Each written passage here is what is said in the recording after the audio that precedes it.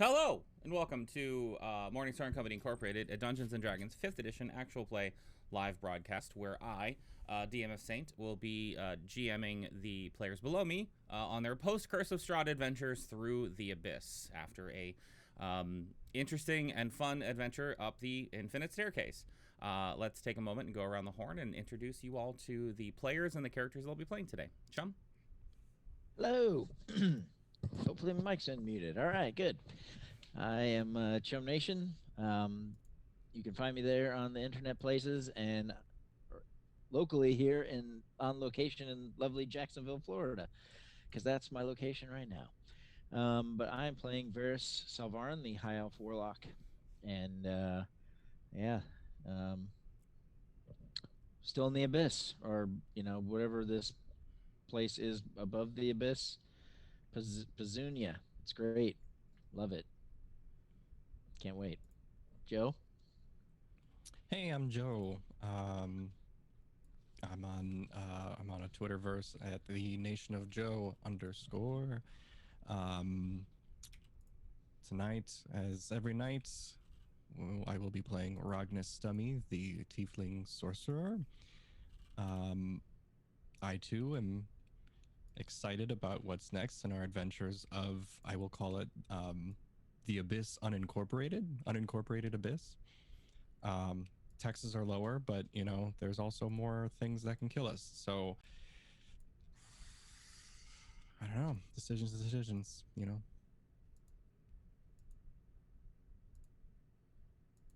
I'm Akechi. You can find me here on Twitch. I play Delg, the stone-shapen, tree-jumping god praying, used to be feeble-minded nature cleric. And I have a feeling I'm going to end up forgetting this if it keeps going. Yeah, that's it for me. Hi, I'm Osarix Franco. You can find me on Twitch and Twitter at Osarix Franco. And I'm playing Cascade Traylon, the Water Genasi wizard, who is about willing to do just about anything to get home. And we're going to see how making deals with demons works out for her in the long run. Hi, I'm Ash. Go by Ash and Rabbit here on Twitch and Twitter. I play Hope, the Furbolg Life Cleric. She's in a similar situation of just needs to get home or any semblance of civilization to try and just further her path as an apparent chosen one, which both her and I are still trying to process. Hi, that brings us back to me. I am the GM for this campaign. That's my character, which means I'm all the characters.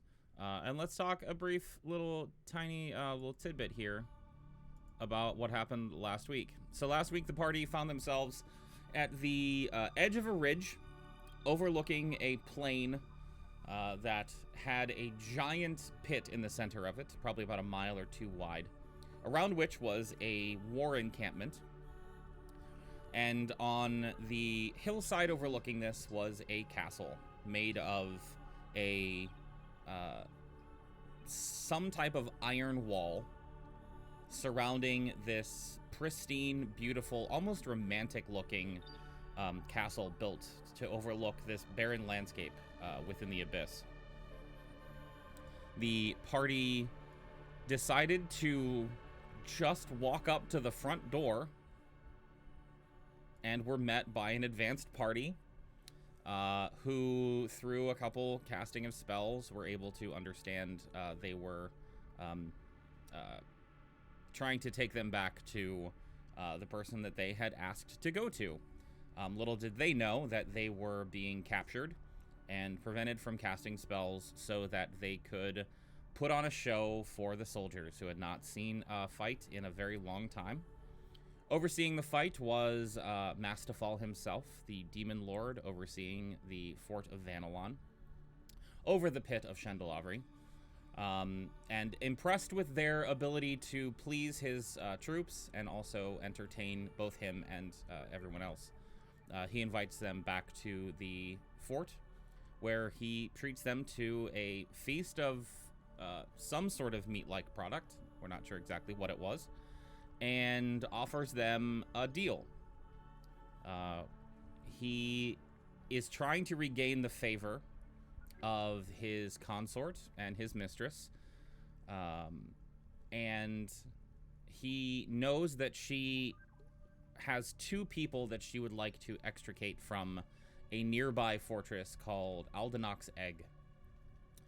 He has given the party the offer to give them directions to where they're trying to go, as well as safe passage across the abyss as they do so. Mastafal excused himself. The party had a brief conversation before returning to their chambers and settling down for the night. It was a very comfortable night within this castle. Again, it's stark contrast to everything else you've seen in the Abyss. Comfortable. The furnishings don't mesh with the creatures that are walking around. It very much seems like this is out of a storybook romance and not necessarily a castle overlooking a pit with an army in the Abyss.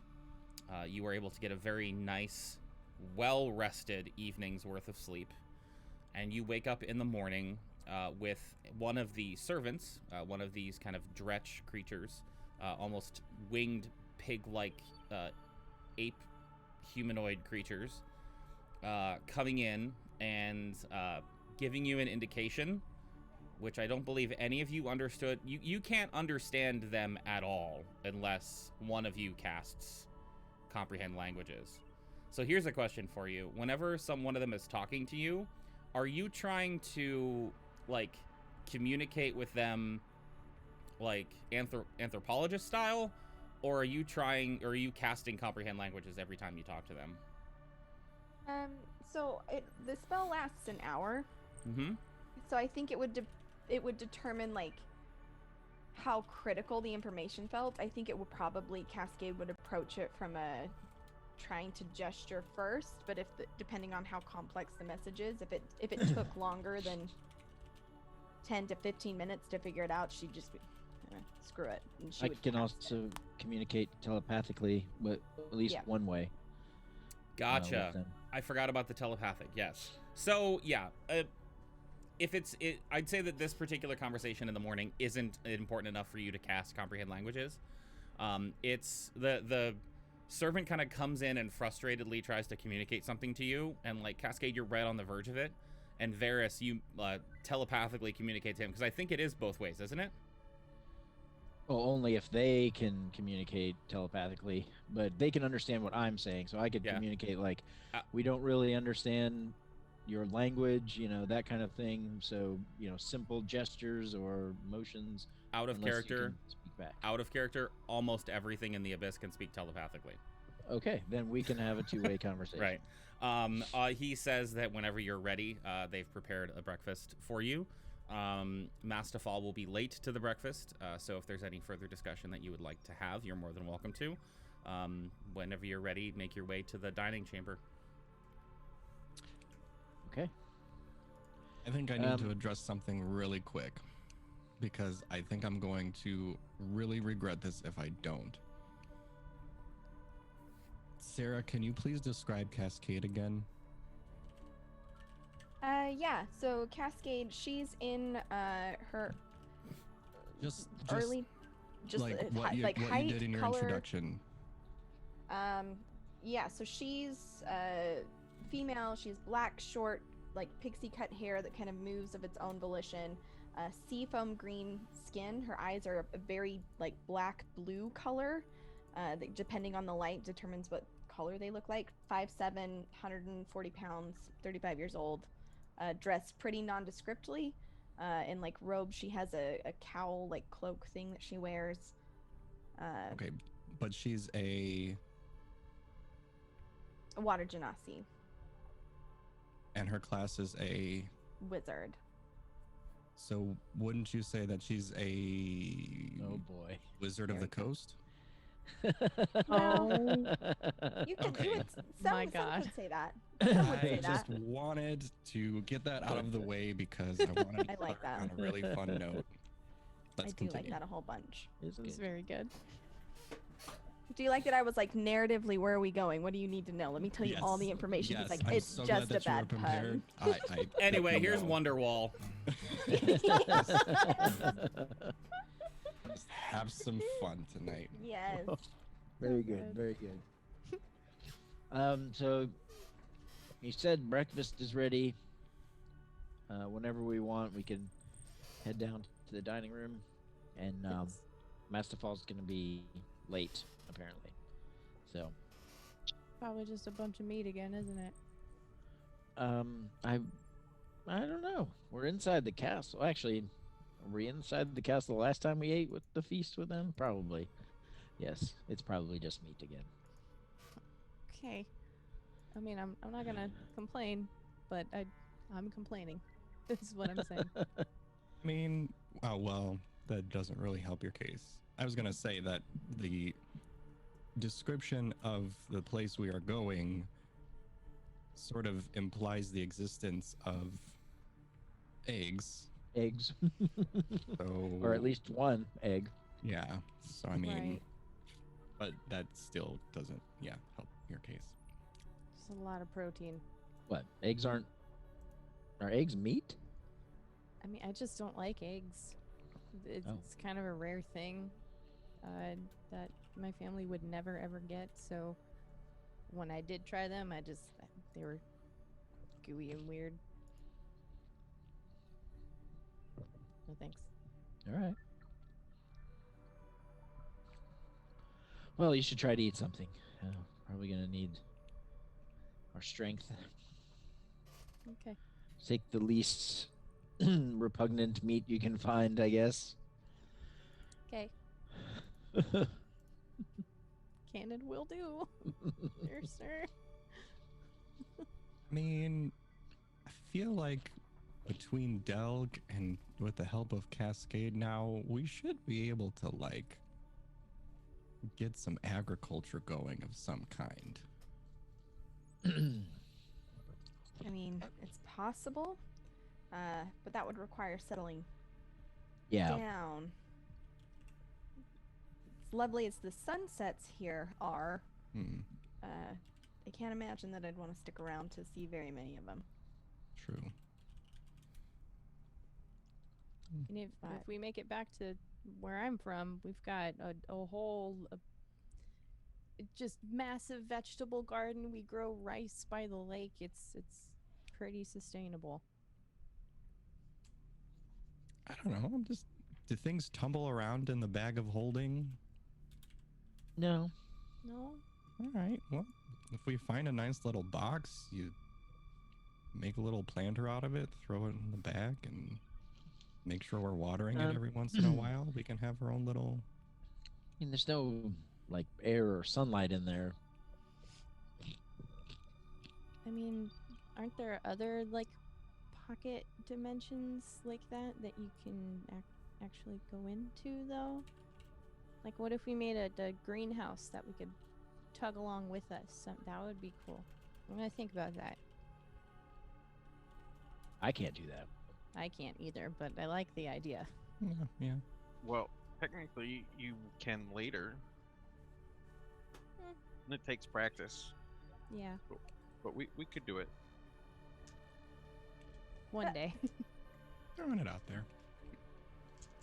But I'm ready to go eat breakfast, meat or not. I mean, if you like hold your nose and close your eyes and find something on the crunchier side, you could just, pretend it's a carrot or something. Crunchy meat. Ugh. Well, like a fried meat. Chris, why? Oh God. I mean, That is Maybe a wild idea. little. Never mind. Some proper breading, you know. breading I can do. I'm a big fan of carbs, so this is good. But anyway, yeah, I guess we should go say hi to Masterfall and eat something. The dining room. I'll as we are walking towards the dining room, I'll kind of hang back a little bit with Hope, and I'll slip like one or two of the candies from Alyssa. be like, at least you can, if you don't get a lot of energy, maybe you can get like a sugar rush or something. That's very kind. Thank you. I'll hold on to these. As you exit the chamber that you have bedded down in the night before, you find that one of the servants is outside waiting to escort you back to the dining hall. It's a short trip from where you are staying to the dining hall. And arriving there, you see that the table is set up almost identically to how it was last night. The concept of breakfast is probably not something that they differentiate from dinner. It's just a big meal.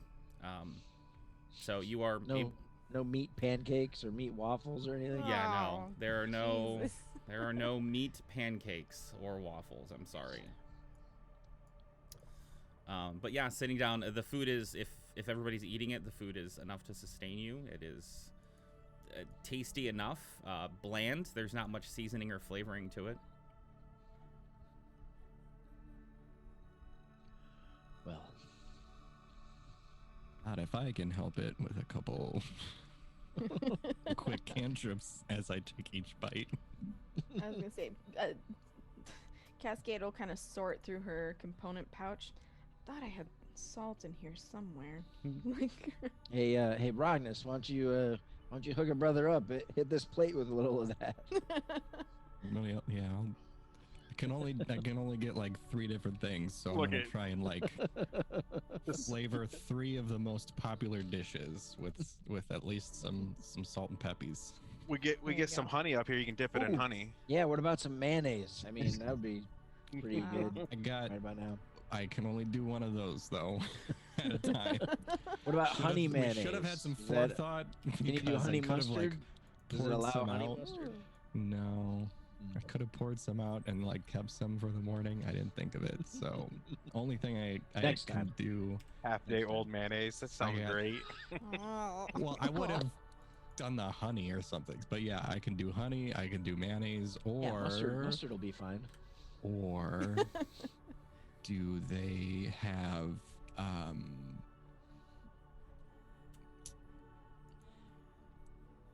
do they have like, I don't know, some sort of seltzery water or something that we can make some spritzers with the wine that I have too? I don't know. I mean, oh, there's yeah, they there's- definitely got seltzer water back there. yeah, there's water that you could make into seltzer water with probably some prestidigitation. I'm already flavoring the food, so I guess we're either gonna start the morning with some beer or mayonnaise or honey. Beer. That'll numb the Yeah, I was taste buds gonna if we say- drink enough. Make the suggestion. Liquid bread. Good calorie intake. My good lord, you all. Oh. Eventually, as you all settle in and are having a much needed and oddly positive and happy meal here in the Abyss, Mastifal, with his gleaming red skin, naked from the waist up, 4 arms and ibex horns, seemingly polished in some way, comes in and sits down and says, "Please don't let me interrupt you with your meal."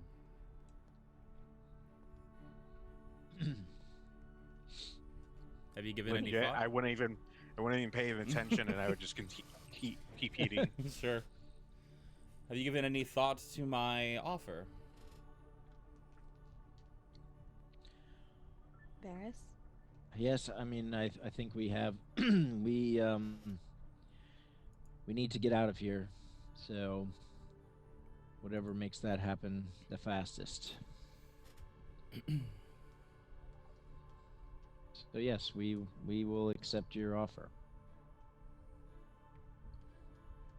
Wonderful. What changed your mind? You seemed on the fence last night.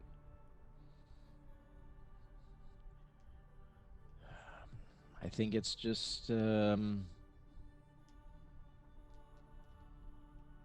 rational thought against the unknown. So Had you nothing, have the knowledge of the way.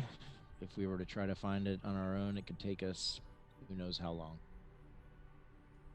had nothing to do with making a deal with a demon.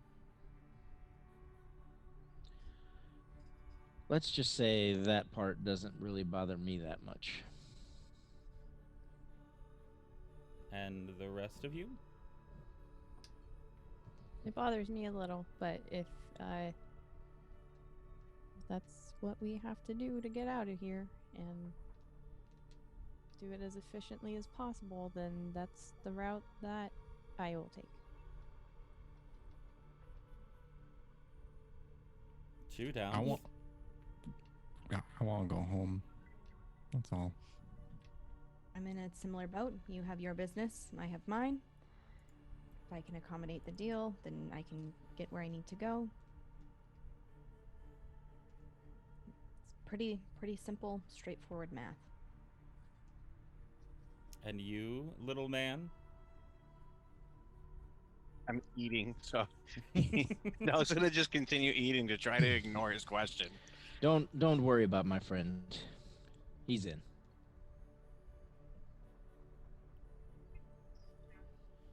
So, a little quid pro quo. You do something for me, I do something for you. Yes. Malekith has need of 2 prisoners in Aldenoc's egg. I don't know where inside they are. Only that they are inside, and my scouts have confirmed that they haven't come back out. I'm asking you to go inside and at least get them to the outside, if not bring them back. But bringing them back is not part of the arrangement. What if they've been killed? Is that possible? Are you able to reverse death? Is there more power within you than I imagined?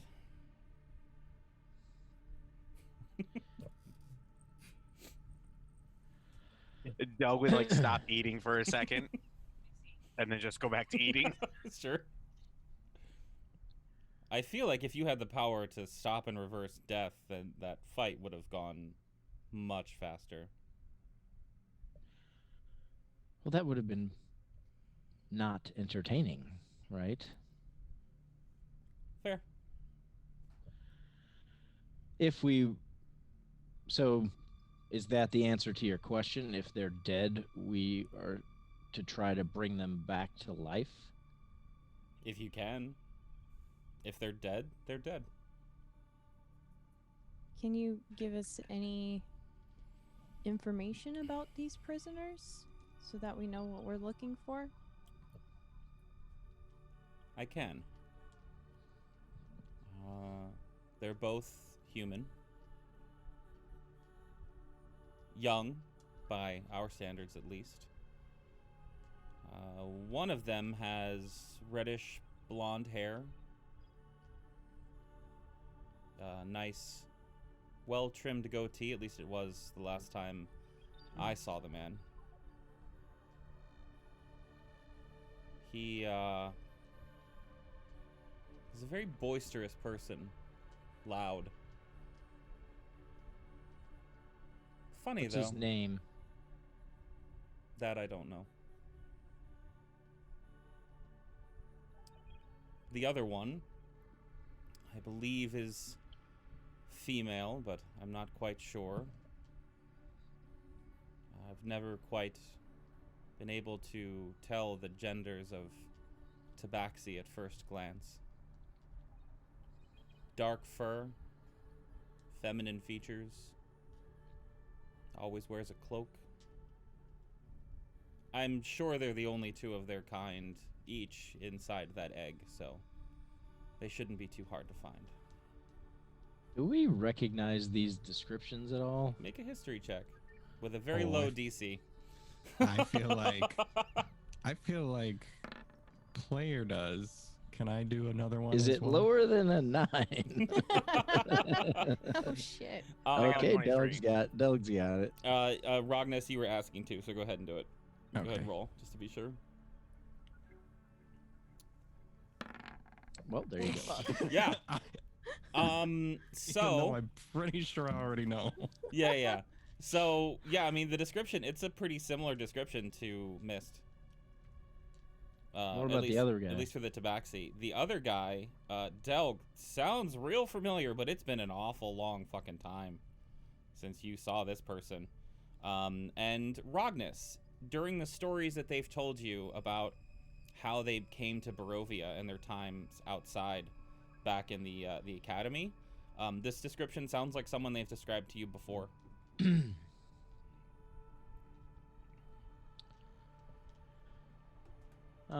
I would like to go back a second to our talks about reviving these people if they have been killed. Such magic requires expensive materials. Surely you would not expect us to provide those materials for people you wish brought back. Well, as I said, it'd be nice if they were alive, but if they're dead and you can't do anything about it. So you're not willing to put up those materials? What is it you're asking for? I believe it's 2 rather large diamonds if we were to have to revive both of them. I would like to basically insight check the heck out of this guy while I'm eating and just paying attention to what he's saying to see if like he might be hiding any other information or leaving information out. Sure. Make an insight check for you and a persuasion check for Varys.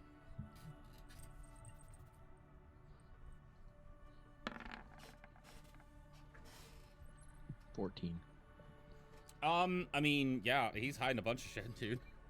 Cool. He's a fucking demon lord. He's like, don't trust anything he's saying at face value. Cool. But for the persuasion, listen, knowing what I know about what goes on inside that egg, if they're dead, it would be a crueler torture than I'm interested in to bring them back to life. You mentioned that there are experiments that are done within this keep. Yes. Is that your cause for hesitation for revivification for these two, or any such person that we find within the confines of that fort? Bard.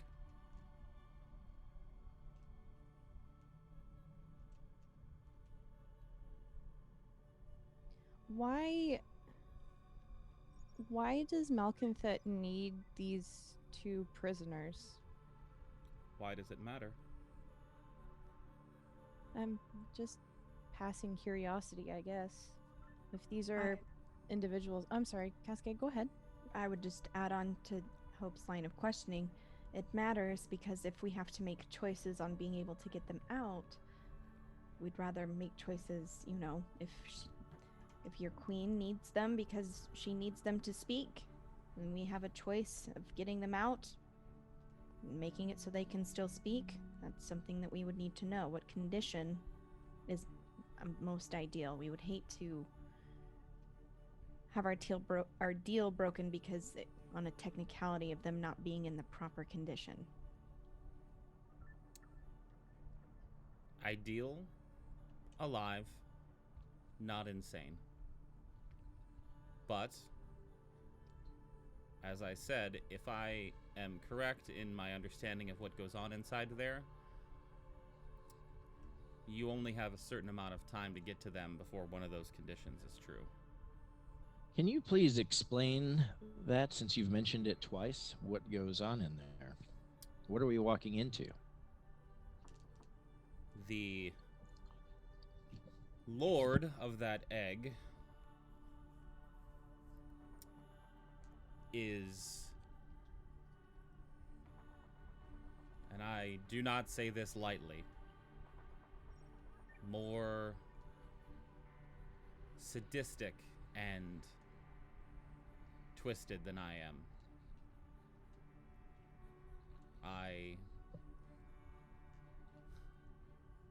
I've had my share of fun, and when I see the things that he's created, it makes me shudder.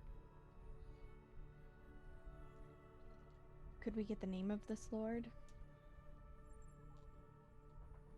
I told you, names have a special power here. Certainly. Maybe moniker, then. What is he referred to as? Aldenoch. Can I get a spelling on that, GM? Yep, Aldinach.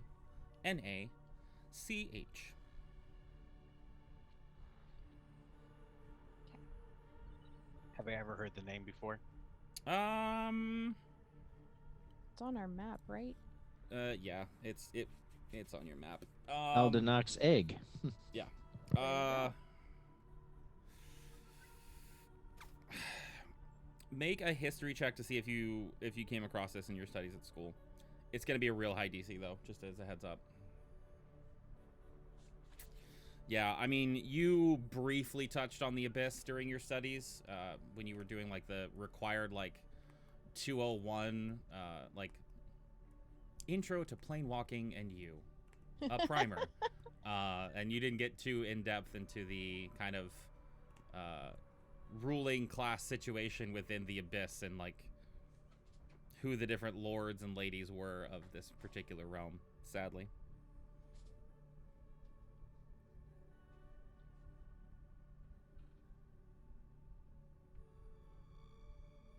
Have you ever been inside this egg? I assume no. It is barred from my entry, sadly, or I'd go in and do it myself.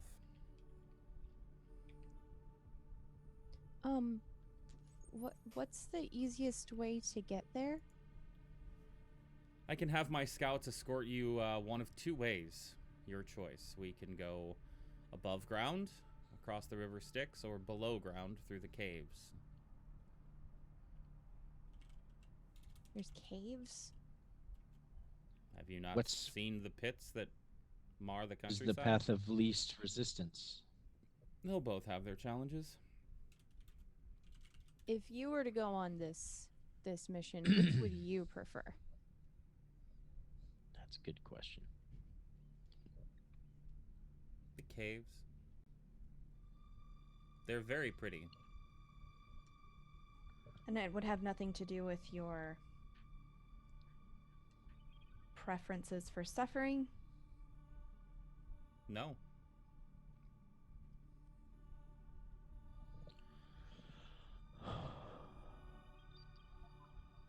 What sort of creatures are we liable to run into both in the caves and in this fortress? Well, within the fortress, I can't tell you. I don't know what things Aldenoch has been cooking up recently. I'm assuming that closer to the egg, you'd encounter more of their creations. Between here and there, more of the same that you've seen.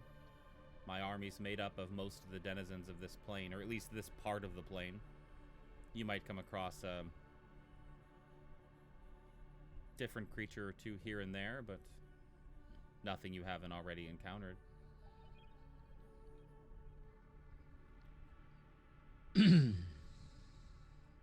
Let me say this, if it looks big and angry, you might want to run instead. Good to know. Thank you for your transparency.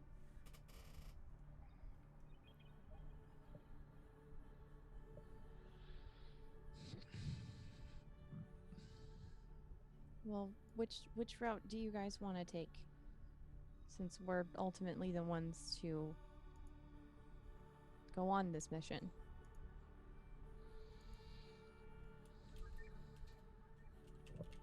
Well, if our generous host is being upfront, which I have very, very little faith that he's being that.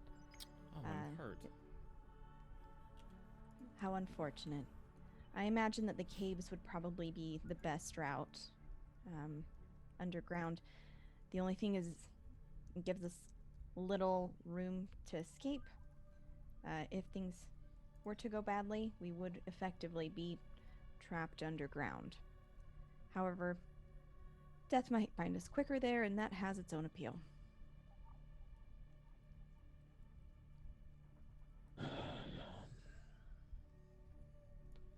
I'm inclined to think the underground route would be more expeditious as well.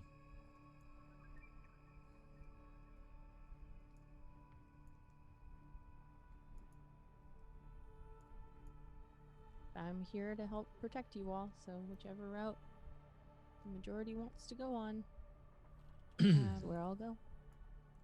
Delg, how much stone can you shape?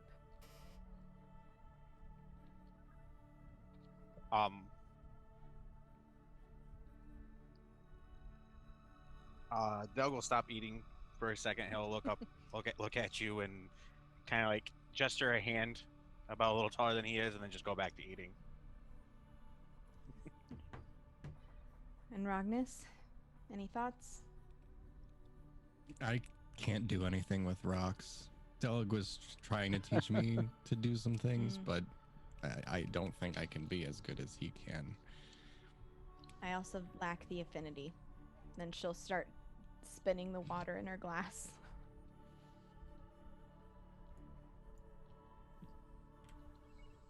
Then it sounds like we agree, by way of caves, to a demon lord's fortress to rescue 2 humans of all creatures that could be found here in the abyss.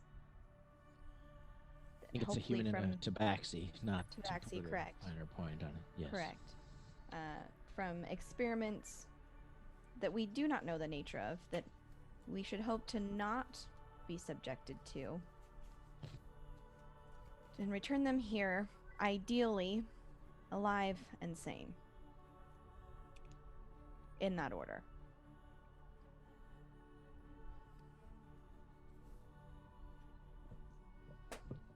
Sounds about right to me.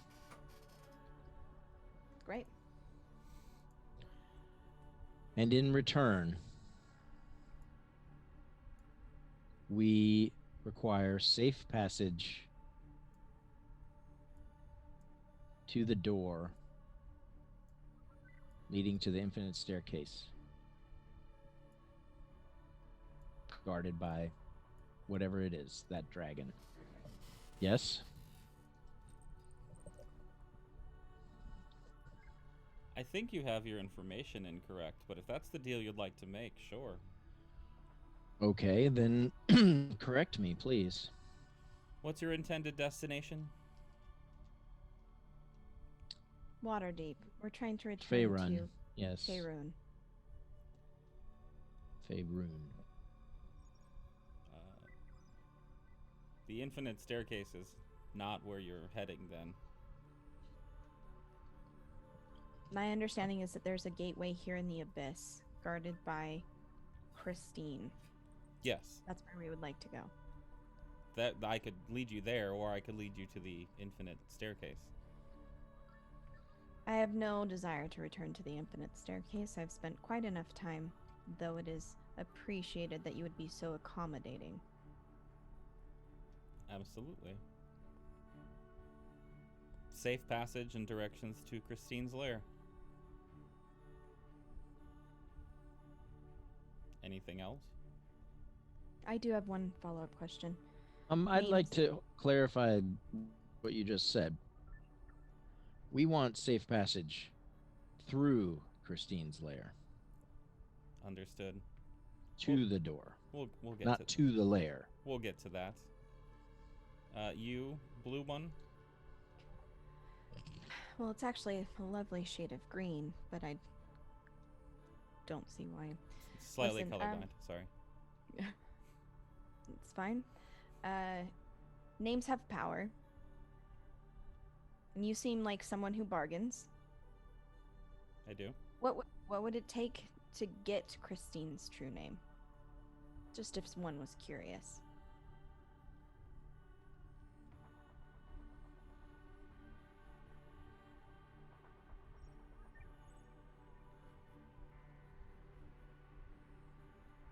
If you don't have an answer, that's fine, but just felt like perhaps something worth asking. No, I'm tossing around a few very fun ideas for what it would take. Is it something you would need time to think over?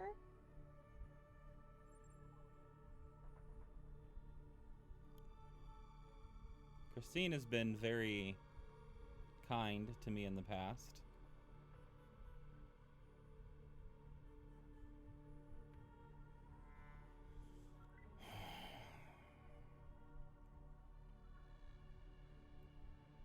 I have not been on a grand hunt in a very long time. And as he says this, the look in his eyes gets dark and lethal.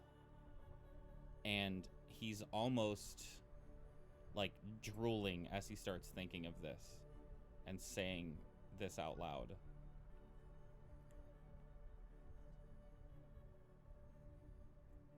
Do I know what a grand hunt is? Is that something I could roll to know if it was? Not really. It's because it's exactly what you think it is.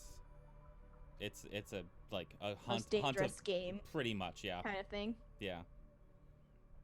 I have not found any that are quite challenging enough. If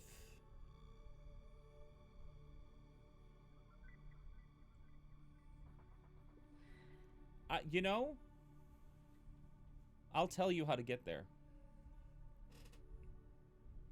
And if you can beat me there to Christine's lair, I'll give you her name. But know that I will be hunting you every step of the way. And I have never failed to catch my prey and kill it. Really just more a hypothetical question for curiosity's sake rather than an actual deal. I have a very strict 1 deal a day rule. Fair. The offer stands. Understood. Also, I'm going to roll that insight from earlier, Delg, that 18. He really wants you to take that deal. Oh, God, he wants it so bad. So, not in character. I think I'd Delg prefer wants to to just take deal... him up on the deal. Sorry. Varys, you were saying? I'd prefer to just say that if we retrieve the people you asked for, you take us to the door and broker our way through with Christine. That's the deal. I won't need to be there. And he kind of waves over to one of his servants who comes over with this small little steel-looking box made of the same, not steel, iron. It's the same kind of dull, grayish, not quite an iron you recognize iron that makes up the walls of this area. And the servant sets it down in the table in between all of you and then opens it up. And inside, you find a relatively small, about this big, egg.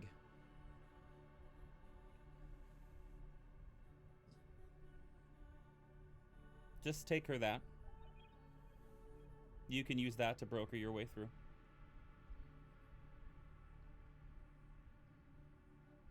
Okay.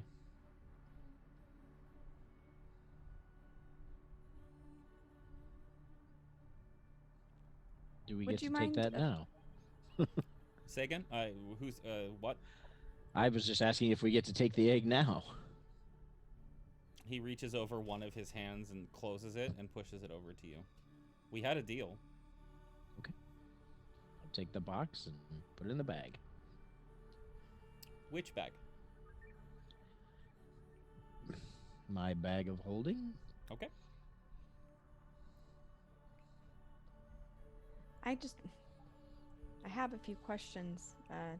Intellectual curiosity. 2 of his hands are now on the table, kind of like rolling his fingers, and the other 2 are behind his head.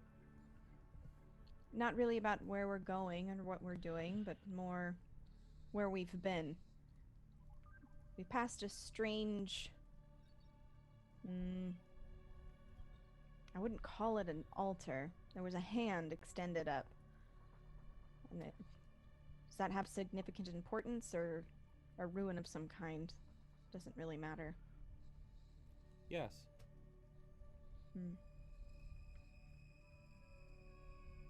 There was someone there by the name of Dorian. Does this mean anything to you? No. Insight check. Go for it. My insight check still stand. Yeah, I'll leave your insight check too. Just because I assume because you're eating and you haven't been engaged in other things, that's why I'm letting this roll. Like you're just sitting there listening. Yep. This is kind of like the monster of the week, like ongoing as long as you're doing the same thing kind of situation. Yeah, so with a 7, I mean, he's smarmy as shit. He talks in double speak. Like you can't quite get a sense of whether he's telling the truth or not. That's fair.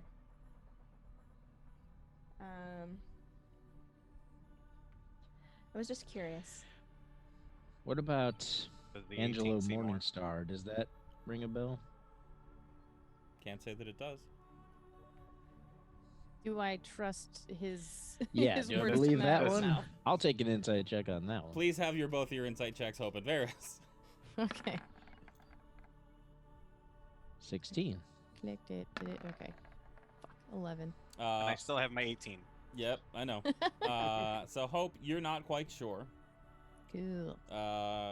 Varys, there's something about his answer that doesn't sit right. It might not be a full lie, but it's at least a partial lie. Delg, he knows Angelo. Or at least he knows the name. And what about Dorian? He did not know. No, that's not true. He knew Dorian. Okay.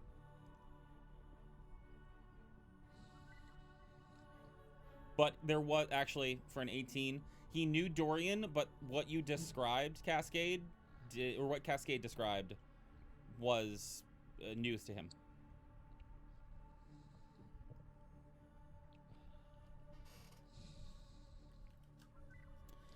So is there anything else? curious. Oh, yeah, please. Any other questions? You said you had several. Well, I think sometimes in order to know where you're going, you need to better understand where you've been. If I'm quite honest, most of where we've been's made little to no sense. There were figures opening portals, strange rituals. This might be all par for the course here, though, I imagine. Was there a question in there?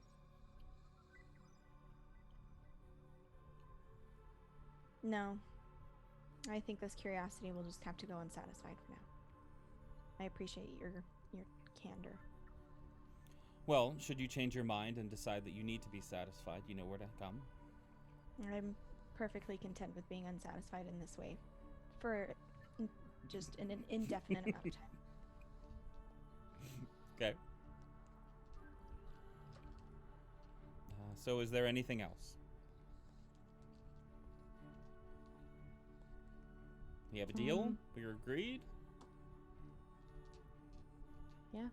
Have your scouts lead us through the cave network to Aldenoc's egg, and we will do our best to free those prisoners.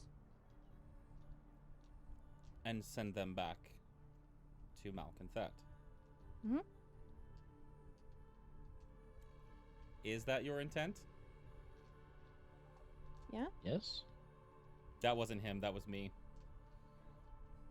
We'll see when we get Knowing who they are, you just said, yes, I'll send them back to Malconthet. Yeah. If you'd like me to roll a deception check, I will. I mean, yeah. But Yeah. No. Yeah. If they turn out to be who we think they are, then no.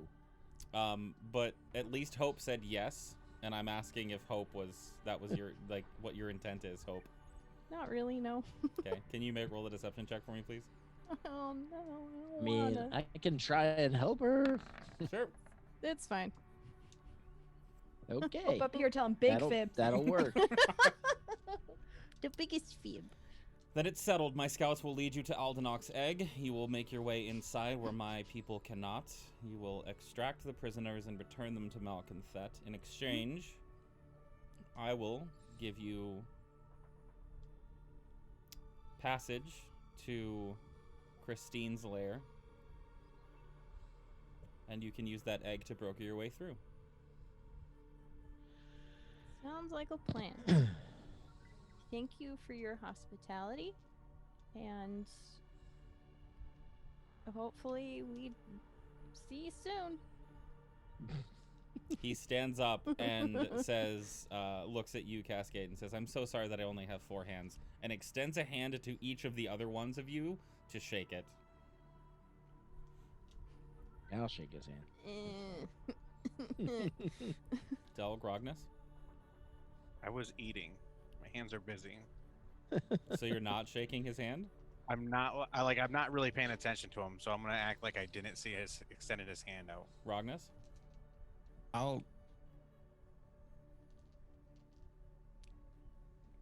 It's a hesitant kind of a shake, but he'll still shake.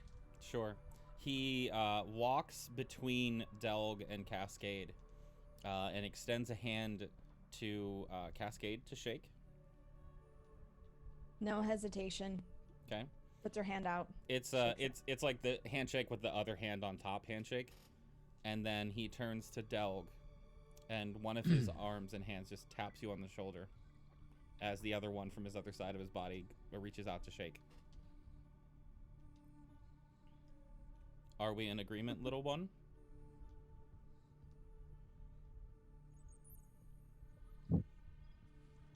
Come on, Del. Don't be rude.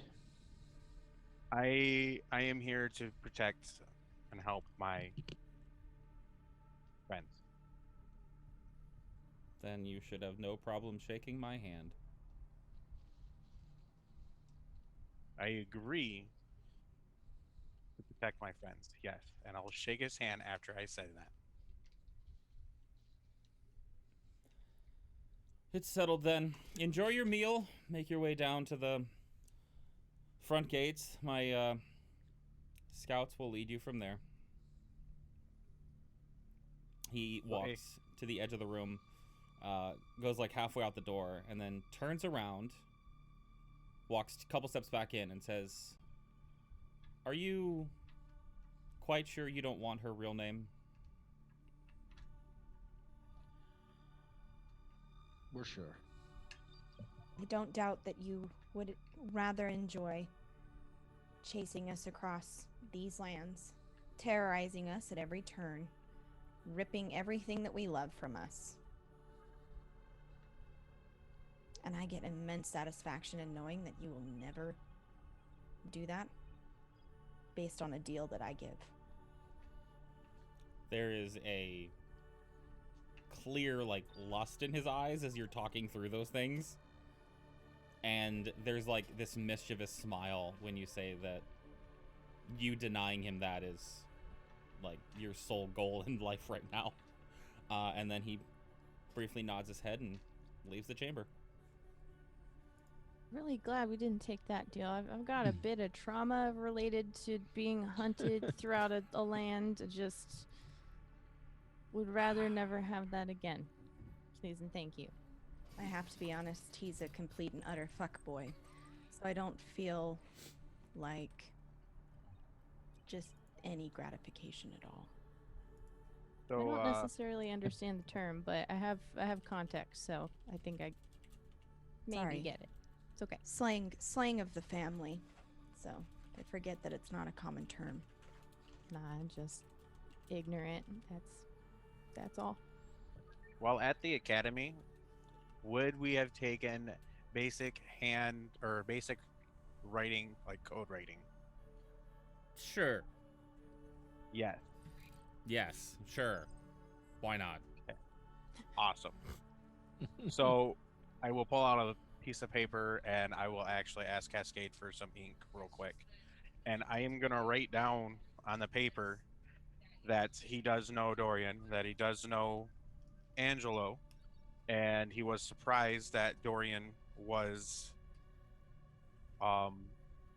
there, and also tell him that obviously as a demon lord he wasn't fully truthful to us, and the coding that we were taught at the academy. And then I'd give the ink back, and then I'd give the letter to Varys. Now, just to be clear about what this is like Thieves' Cant for dummies. Yeah, This it is ain't like nothing. simple substitution cipher. Like, this is like, if But somebody if someone got this, saw it real quick. yeah, if somebody glanced at it or like looked at it and didn't care, they wouldn't be able to tell what it is. If anyone spent any time trying to decipher it, they would figure it out. Well, I'm hoping that the Is- basic people around here so wouldn't be able to, because I- they really can't do common. I assume there's torches in the room. Yeah.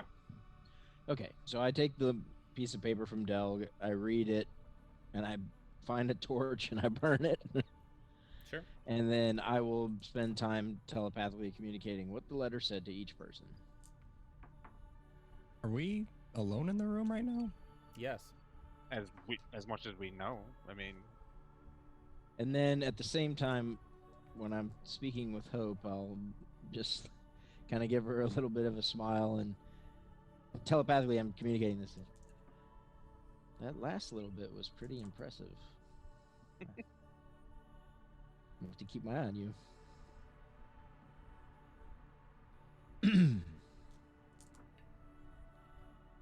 Cascade will summon a quill and will sit kind of as everyone's finishing their breakfast or preparations. She is going to just, on one of the sheafs of paper, she'll be writing, and then she'll just wave the quill over it and erase it. Write it, erase it, write it, erase it, and watch Delg. Not saying anything. Just let me know the plans, I can help kind of vibes. All right. So, do I feel like I made a deal with the devil? no, the devils are in the 9 hells. You're in the abyss. Yes. So, yeah, I mean, yeah, there was some sort of binding contract that you just entered into. Do I feel different? Good question, but no, you do not. All right. I'm Do I already in a trust what binding. the DM Oh, is saying? God damn it! Stupid camera. It's okay. I'm already in a binding contract, so really That no is big true. deal. So Pre-existing condition. I'm Yep. not too worried about it. All right, there we go. So, with that being said, would I know if there's another way to break a deal without breaking the deal? You know what I mean? Like a good way to break the deal. If it came up. I mean, Because obviously, like, Hope straight up lied saying that if we find them, that we'll send them back. So that would be breaking the deal, which who knows what the consequences would be. So I guess part of it would be like, what kind of consequences? Is it like straight death, or is Make- there a way that we can actually break the deal? make a diplomacy check. Let's see here. Make Murray Abraham. Your intent is to break whatever deal that you have made. With very minimal repercussions, Sure, like the good ways. sure. First of all, I'm gonna preface this by saying that you don't know the exact deal you made. Correct. You don't know whether your kind of like end little like addition on was part of the deal you shook for or not. Because he didn't say yes or no, he just kept his hand held out. Right. So But I'm I get for that. everybody. I know. I don't think this is a roll I'd say, I mean, a deal, like, okay, you don't feel like there was a magical element to the deal. There was nothing that happened when when any of you shook his hand that felt like there was some sort of, like, cosmic contract that you just made that has, like, magical repercussions. This seemed like it was a deal between two people, and so, I mean, it depends on who you made the deal with, what the repercussions are for breaking it. Right. All right. I mean, figure it out. It's kind of like it's an intellect puzzle. Figure out a way to break it with less repercussions. Like, I'm not gonna let you roll for me to give you the answer, if that's what you mean. No, yeah. He was adamant about the handshake, so I was just like, I guess I was thinking, like, if you made a deal with a demon, is there a loophole that I heard of while, like, studying demon deals? Is, I guess, what the question would have been. Okay, yeah. So yeah, no, I'll give you a little bit of this then too. Yes, you've definitely read about people that have made their way out of deals with devils and demons. You have. All right. But it's very Awesome. specific to the case. Yeah, that's fine. So what you're telling me is there is a chance. Yeah. it's the deal equivalent of a wish spell. You've got to find the catch. Cool. I have faith that you, Akechi, with your creativity, can find a catch with this one.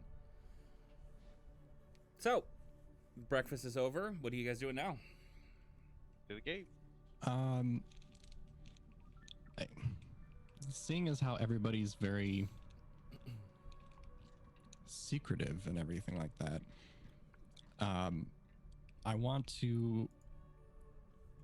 I'll saddle up next to Delg, and kind of, this is like in a somewhat low whisper to him, and I'm still gonna try and be aloof, I guess.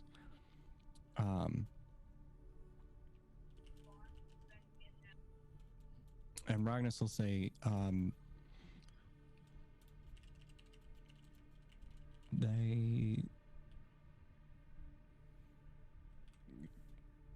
they all do seem familiar. When you had checked in on our mutual friend,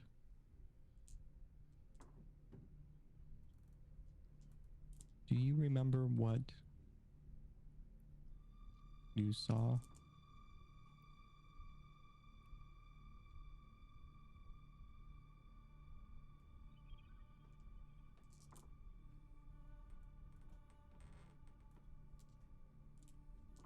I'm thinking really hard because I'm pretty sure the last person I checked in on was Esmeralda.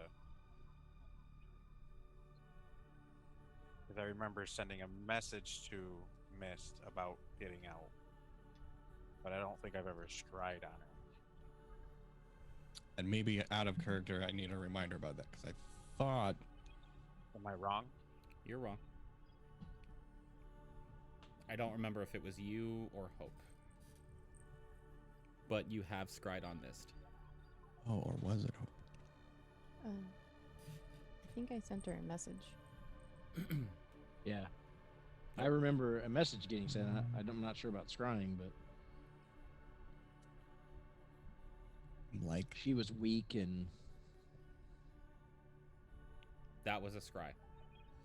Because you got more information from that. That was okay, yeah, because alright. Yeah, because it was in a jail cell that had obsidian. Mm-hmm. Okay, yep, I remember that now. Out of character, Joe, do you remember the rest of that scry or not? If my memory serves me correctly... Yeah, okay, you do. Yep. I see the look in your eye, you know, you remember Yeah. it. I think if my memory serves me correctly, the bar is a obsidian tower kind of a thing, and like what triggered me was like it was like a sort of red sky or something like that. The atmosphere around it was like that sorry. But correct me if I'm wrong, DM, but didn't they also see Morningstar in the jail? Yes. Yes. You are I correct. remember that now. Yep. So yes. I kind of just like look back at Ragnus and kind of nod in confirmation that like he's recalling what I stride and saw. And but I will also whisper back to him saying, I feel like I recall the other person, but I can't put a name to the description off the top of my head.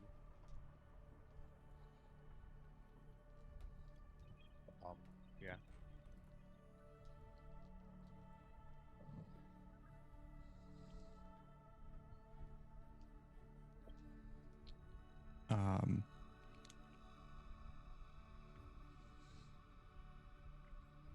I guess if we are to proceed, let's proceed with extra caution. And with that, I will stand up from the table and like shrug my shoulders a little bit, like, and I'll say this a bit louder. What's the worst that could happen? And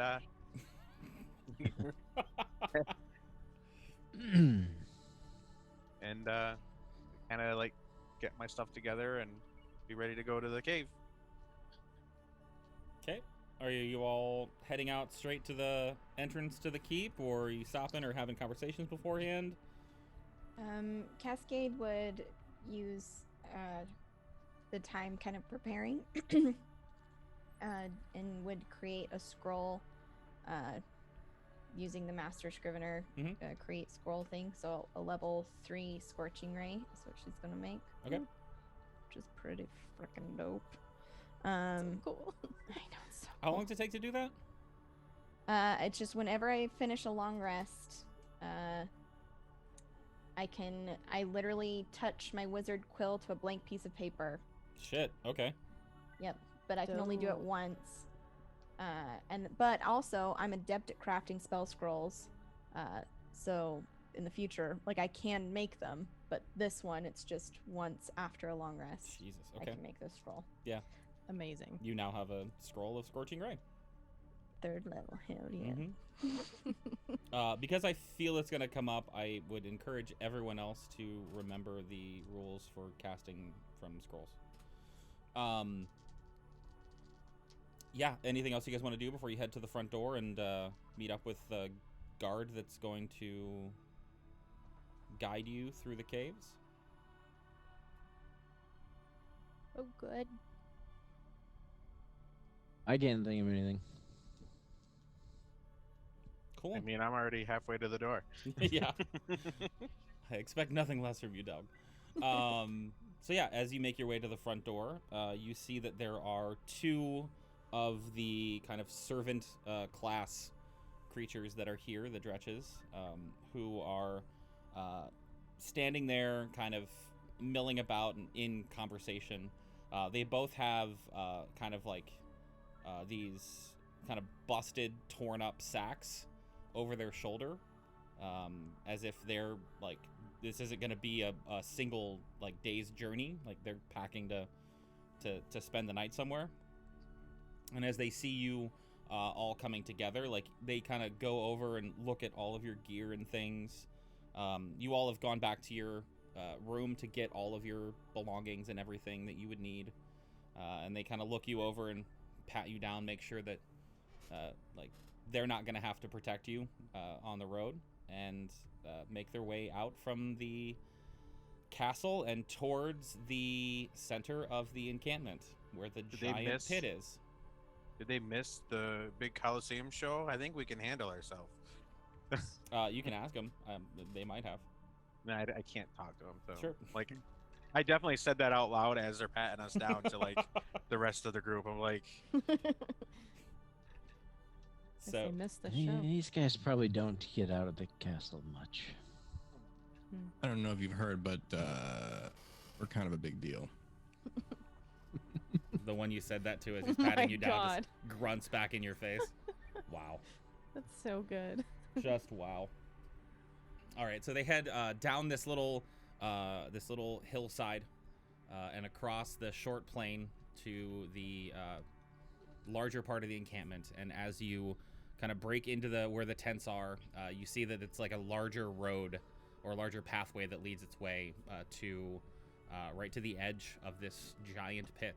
And as you come to the edge of it, you see that the guards have led you to a wooden constructed elevator of sorts, and they all gesture for you to get on, as there are no railings at all. It is just a wooden platform and a pulley system with some ropes. And assuming that you all climb onto this thing, one of them starts to slowly lower you guys down into the pit to Chandelavri, and we're going to take our first break of the evening here. Chat, hang tight. The dungeon delving, or not the dungeon delving, the cave delving is about to begin on their way to Algenoc's egg. Please get up, get stretches and water and all that stuff, and we'll be back in like 5 minutes. See you soon. 5-10 minutes. Nice.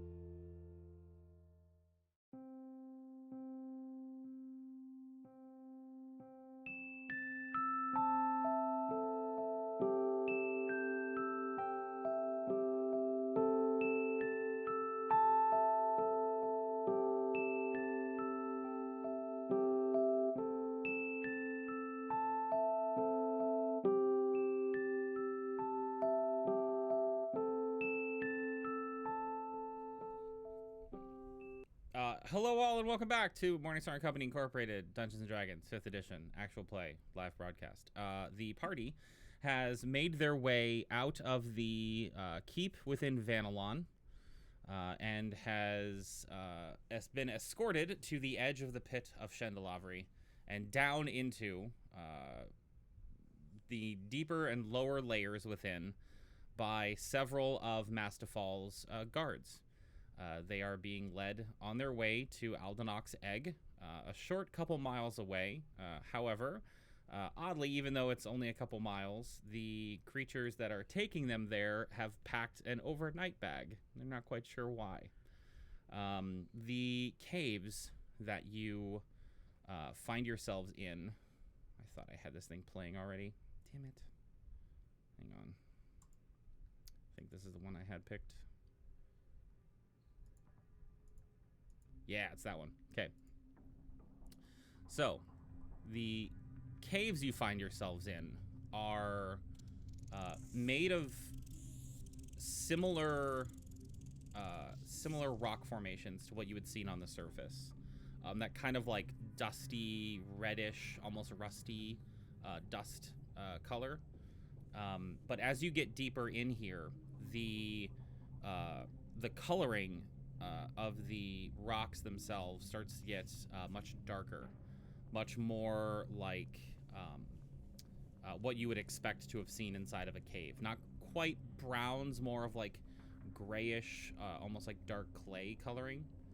And Delg, of particular note to you, you can see patterns within the rocks that look like there's some sort of crystal-like formation that might have been here at one point but has been stripped away. And as you go deeper and deeper into this cave, the rocks and walls start to get lower above you and thinner and thinner. And at one point, the entire group of you has to go single file on your hands and knees, dragging your packs behind you. The tunnel has gotten so small.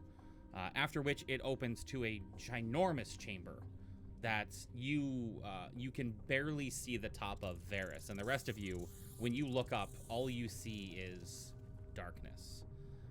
You cannot see the walls on the other side. It's just this gigantic barren chamber. And the scouts that you're with seem to have taken out weapons and are kind of looking around closely and making sure that nobody's coming up to you. How many scouts? You have 2 people with you. I'd And like to read a bad situation. I would actually like to kind of assess the combat potency of the 2 scouts with us. Sure. So let's make an insight check for you, Delg, and Varys, please make a perception check to read a bad situation. All right. 24 insight. Okay. 25 perception. Okay. So with your 24 insight, they're capable. They're definitely not as strong as the rest of you, but they could hold their own. They don't seem like the kind that are gonna back down from a fight, but they also don't seem like the kind that are looking for a fight either. If given the option, they would rather hide than test themselves. As far as the bad situation, you haven't seen any creatures, but you do hear the sound of almost like bats. But knowing where you are and knowing the kind of creatures you've seen, probably not bats. Probably something else that has the kind of vocalizations that bats do, and you hear the occasional wing fluttering above you, but it's a cave. There's many things that could be lurking in a cave, and I'd go up to Varys and quietly be like, "Hey, can you see anything?" Knowing that he can see further than I can. I don't see anything just yet. I mean, I can see it's a big cave. I Can hear some things flapping around, but nothing getting closer yet. Seeing the two scouts pull out their weapons, I'd get my shield and hammer ready just in case as well. Okay. What's everyone else doing? How dark is it? I mean, you all have torches and things, so it's not like oppressively dark. I'd say that you're at the edge of your sight with the torchlight, though. And beyond the radius of the torch, it's pitch black for you. I wish we had a bigger torch that we could have.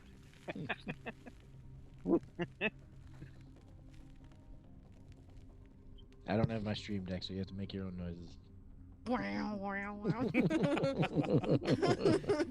So Hope withdraws the sun sword from the sheath, pulls the hilt from her wherever she has it kept, and It's on my extends it, casting light all around, which gets to the edge of your vision. I think it's 60 feet total, right?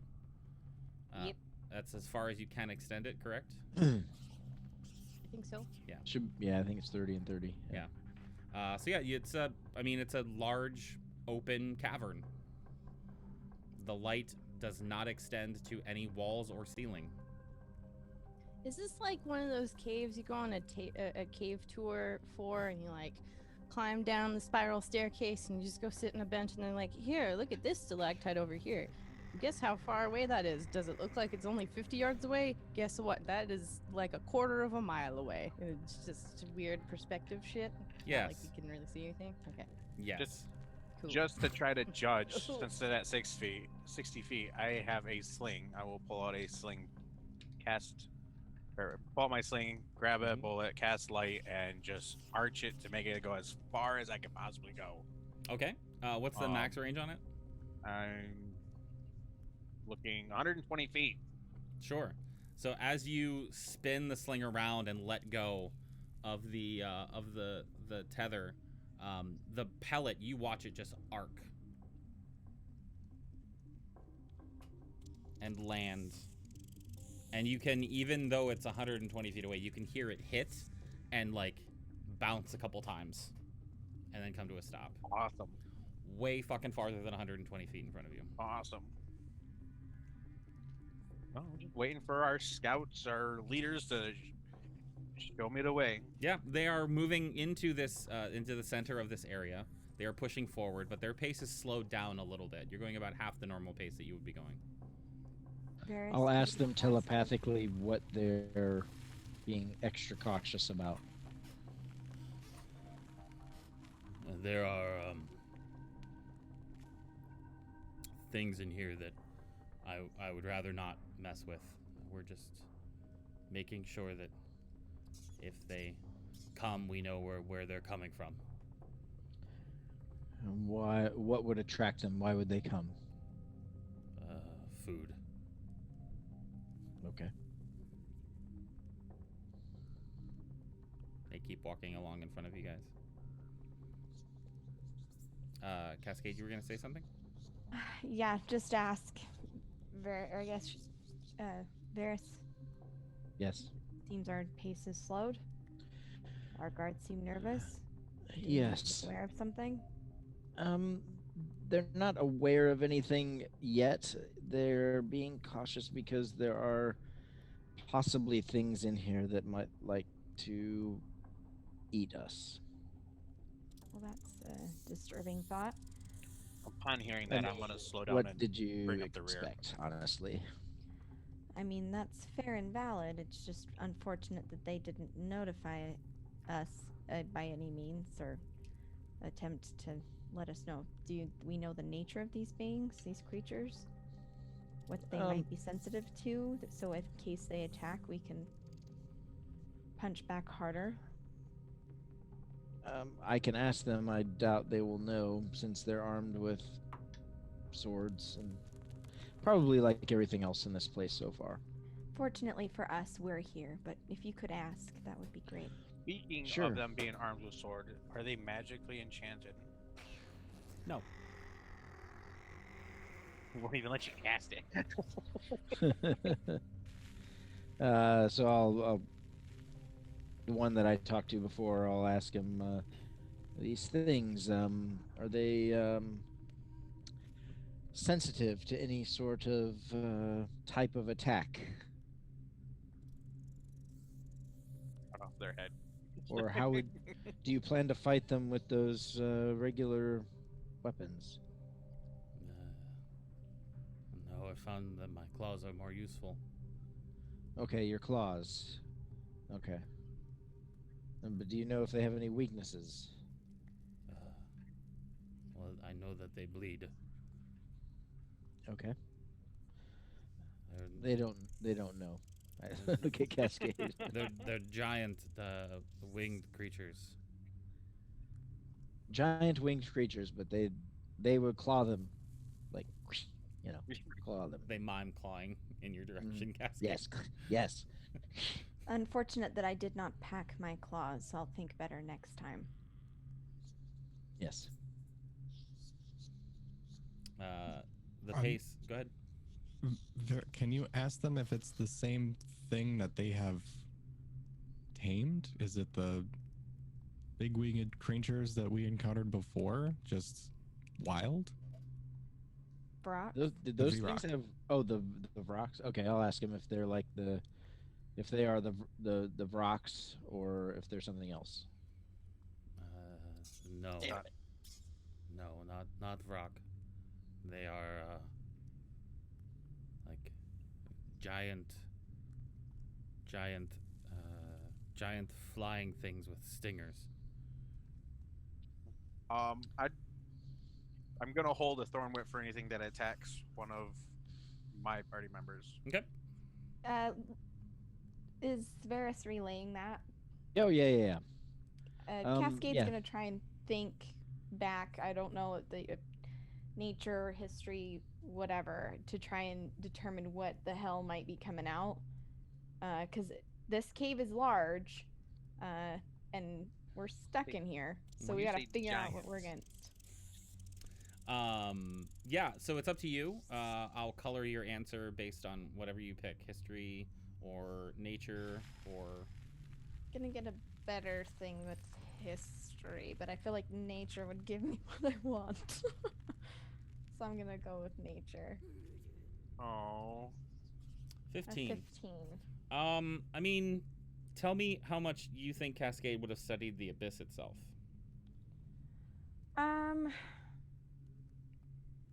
Because the creatures he is describing are native to the Abyss. Are native to the Abyss.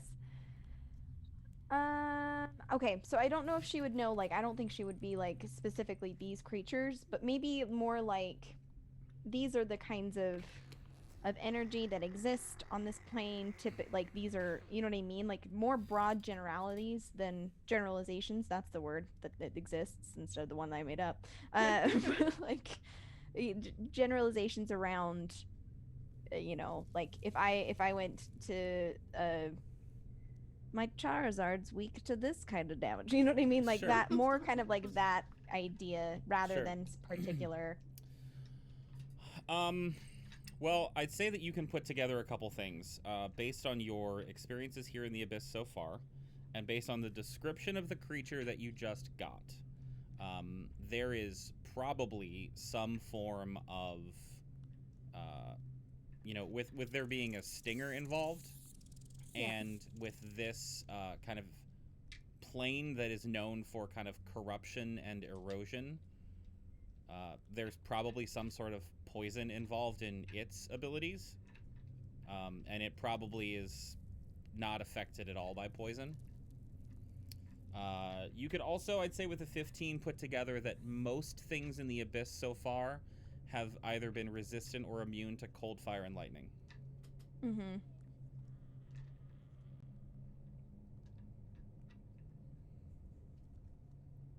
Perfect. Yeah, I think she'd just be thinking through that as she walked, almost muttering to herself of, well, trends carry out. Fire's not going to do us any good. Rognus, your repertoire of spells, do you happen to have anything that's more less earth, wind, and fire kind of vibe? I have a feeling that whatever these things are, light or some other form of magic, I just keep thinking back the things we faced before. I've been known to make it cold. Okay. That might... Among other things, but yeah. Right. There's been a lot of experimenting with our spell casting. I just hate having to sling spells only to get to the fifth one and realize, oh, there it is, you know? Oh, I know.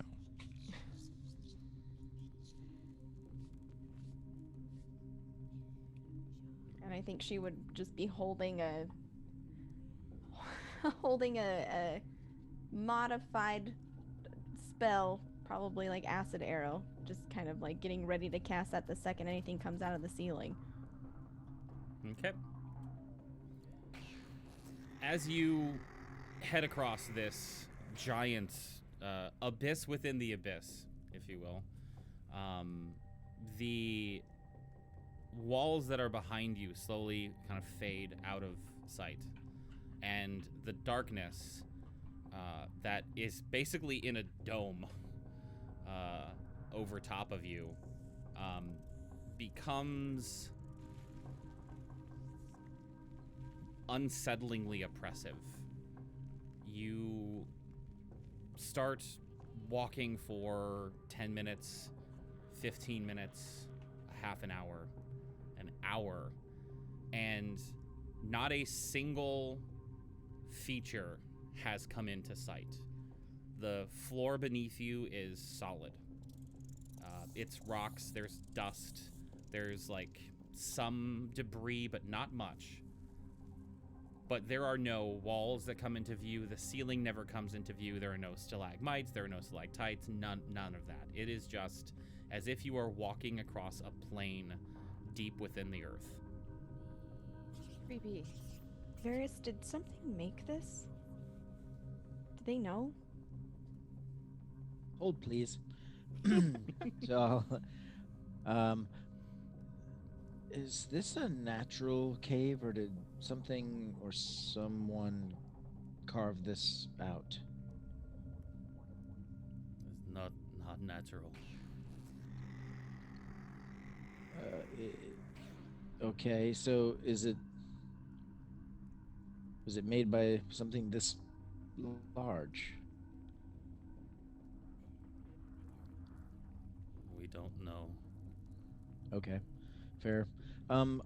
Just out of curiosity, if you were to pick the best way to get to where we're going, would you have picked this way or the top way? This Like way. out this way. This Okay. way. Just checking. Just checking. They're not sure what made the cave, but it's not natural. Yeah. But I they have appreciate you asking. They have no idea. Acting as a go-between with our very astute guides. It's appreciated. It's fine. It's easy enough to do.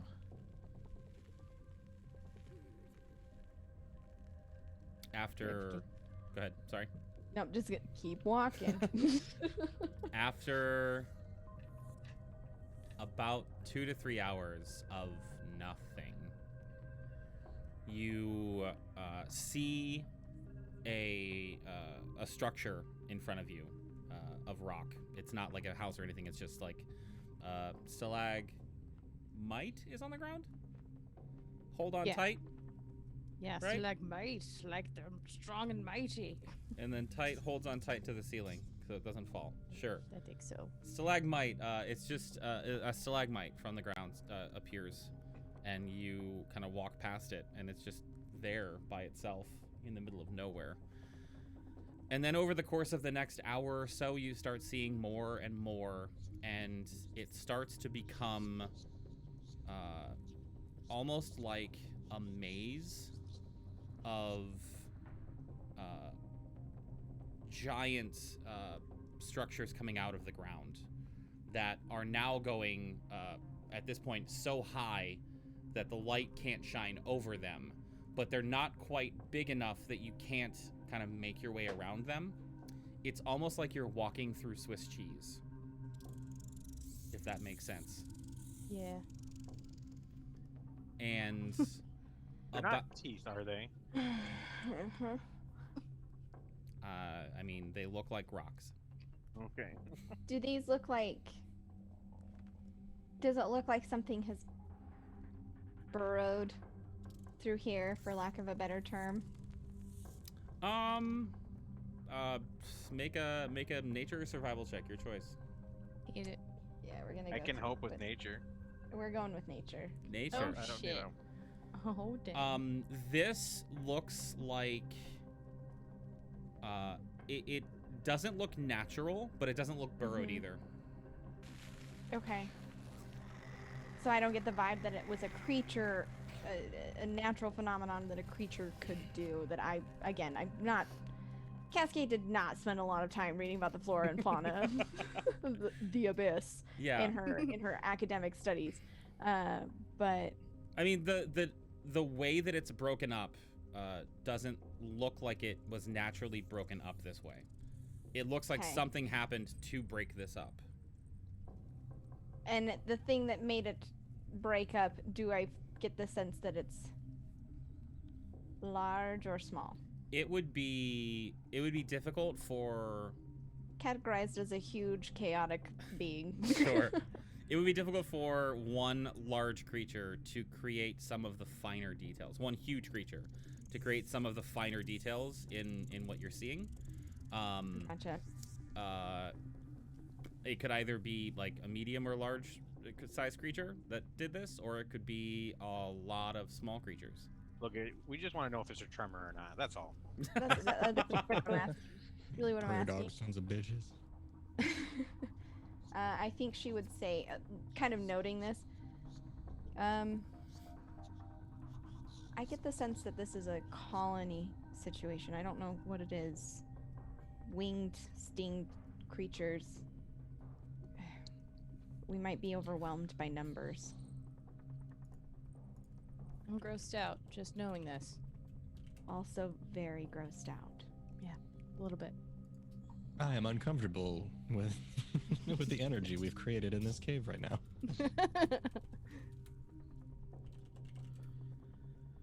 I mean, we're pretty far along. I feel like if something were going to attack us, it would have done it by now. So you say that, but I don't know. I mean, I'm more. Waits hoping. for the DM to go, as you say that. As you Everyone say roll initiative. Quick question. Mhm. Sorry. Does it feel like with the cave that we're in that we're like descending or ascending anymore, or is it like mostly on a even plane? Because if we've gone for 2 or 3 hours, it does not take 2 or 3 hours to walk 2 miles. This is an accurate statement. So I'm gonna ask you to make a retroactive perception check Cool. about paying attention to the grade of the floor. Okay, 19. The expanse you are going on is so wide, or it was, that you cannot tell whether you are climbing or going down or it's flat. You don't feel like you're climbing up. You don't feel like it's easier to walk and you're going down. So if there is some sort of inclination or declination, is that the word? Declination, you don't feel it. There could be, but if it is, could it's just very be really slight. gradual. Yeah. Okay. All right. Thank you. Mm-hmm. I'll ask our guides how much further. They kind of look at each other, look back to you. Pretty far. Okay. It was only a couple of miles, says the rock flies. Yes. Why is it taking so much longer through here? It appears we're going in one direction, very far. We're taking you to the inside of the egg. Okay. It's very big then. No, not very big, but way to get there very long and windy. Okay. Do you think we can speed up? How long? And can we speed up? We could speed up, but I'm nervous what we could attract if we do. Okay. Careful's better, Delg. We go slow. That's what's keeping us from being eaten. How long? A day, 2 days, a week? Probably a day. Okay. We're gonna be camping in this. So How? there's that. One how day. Unfortunate. Okay. Carry on. Yep. So heading through this now kind of windy area of the caves, the guides have actually slowed even more and seem like they are even more cautious about going around corners, and every now and then they kind of stop. No. And then they keep walking. There's a couple sounds that they hear that causes them to jump. And when they do, they instantly kind of look up and brandish their swords up at the sky. But then pretty quickly kind of get back up and keep leading you on. And eventually they come to a little bit more of an open-er area. The features of this cavern have gotten a little bit more claustrophobic again, but it's just opened up, and the guides have put their arms out and stopped you all from going, and says, this is where we camp tonight. Here. Okay. So we went just through like a narrow tunnel, and now we're getting to a spot where we opened up. Not a narrow tunnel. So think of this whole, like, think of it like a giant many mile wide cavern with a flat floor. And then imagine that the back half of it is like, I don't know, like 200 feet tall. And then a god of some kind took a shotgun and shot straight down and turned that into Swiss cheese that you're now kind of walking through. Do you like my mental images I'm trying to get across to you? Sure. Just Super curious on duper, how super duper. realistic that Something was. cheese. I'm with it. I love it. Here is where they led you to. Shotgun cheese, Ragnar. Shotgun cheese. Shotgun cheese. Here is where they led you to. Oh, pictures? Yay! For the visual. Not aids, yay, okay. because if there's a picture, that means there could be. Is it a battle map of some sort? Don't tell me No, this. no. This is just for No, no, flavor no, right no. here. This It's is just for just for flavor. visual. You guys were asking what it kind of looked like, and this is what it kind of looks Yeah, like. yeah. Hey, man. Great map. It's just map. visual reference, that's all. Nothing I'm but glad you went flavor. out of the way to give us a map, knowing that we were going to ask what this looks like. Here's the thing, but at least there's no square. The square is how you know it's gonna get real. Facts. If getting the impression that we're setting up for camp, Cascade would go about her normal assisting getting her own stuff set up, and assisting anybody else. Making sure to keep an eye at the ceiling. After seeing them kind of stutter and look up, and just try to not hate everything about this. Yeah, what's everyone else doing? They are the two guides are kind of looking at you all for how and where you'd like to make camp. How tall are these? Are these like to the ceiling or? They're higher than your sight reaches, so you don't know, but Cool. probably. Well, that tall enough then. Yeah.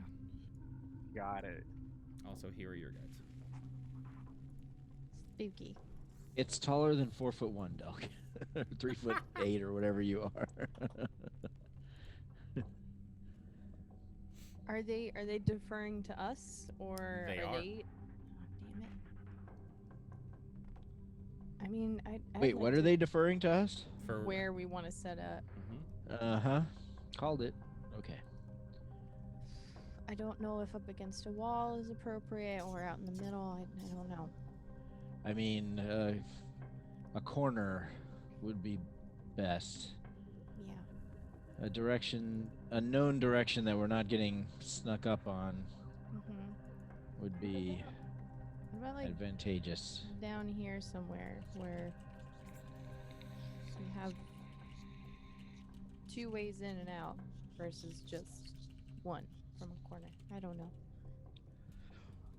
I'm not really a strategist. I'll look at the two guides and think about a question for a minute.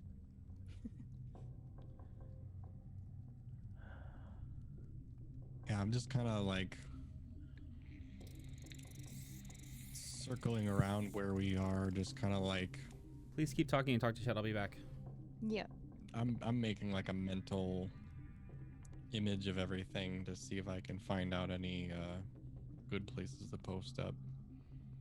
Because as much as I do enjoy the idea of the corner, I also don't want us to be cornered. I want us to be able to get out safely. So like, Right. So like here behind Delg, where we can see from a couple sides, even if we're right here-ish, like a little bit further down, there's Wouldn't it be smart to I be don't know. able to go back the way we came if something comes from ahead of us?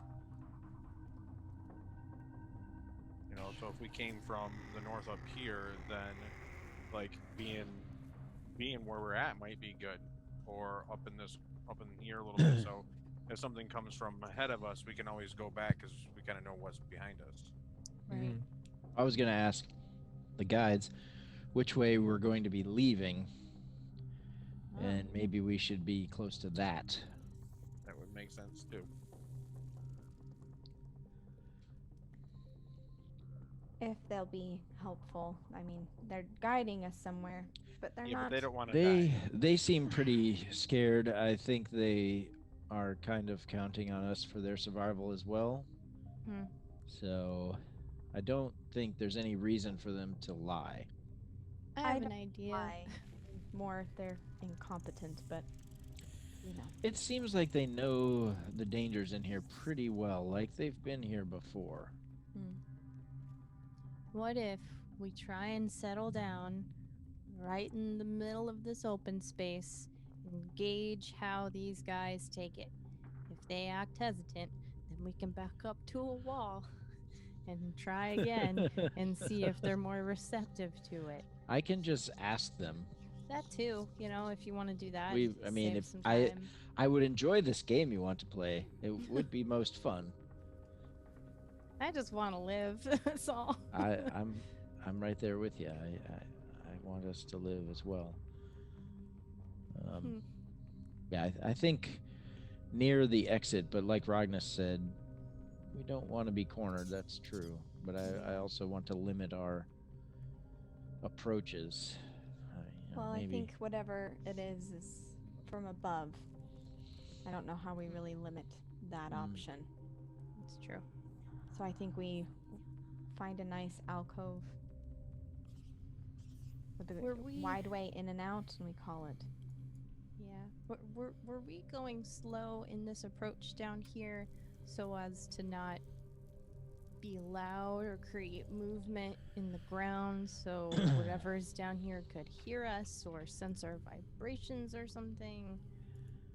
Really They hope that didn't- we weren't supposed to be quiet because I'm not quiet at all. They didn't you're say not, that's fine. specifically, but I think probably all of the above.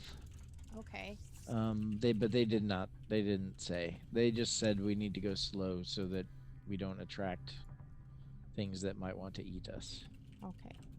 I guess I'm more inclined to wanting to be in kind of the middle of an open space, because if that's the way that we were traveling and they were staying as far away from the walls as possible in this big cavern, would it not be a bad idea to settle right next to? I don't know. I think I'm thinking about this a No, little bit too much. that's an excellent point.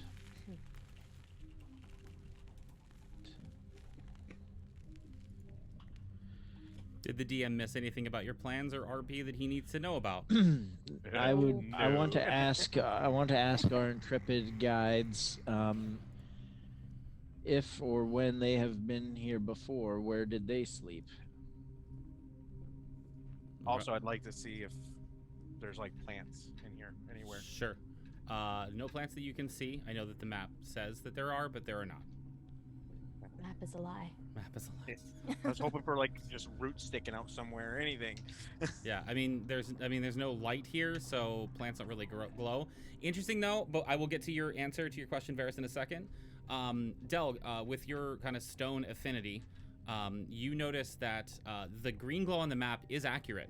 There is a weird kind of glow coming from the rock. It's not enough to provide light.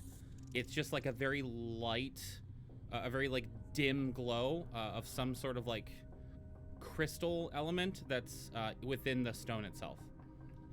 It has been, as you've kind of come into this Swiss cheese area, it has been getting more and more prevalent as well. So it's like you're going towards whatever the source of this particular like ore is within the rock. Varys, they kind of like gesture around like here, but they're here to guide you guys. Which way will we be exiting? They point forward to the east. So, here? Yes. So our exit is there, a point where they were gesturing. So So why don't we make it nice and easy and just camp right in front of it? Yeah, somewhere over here. Yeah.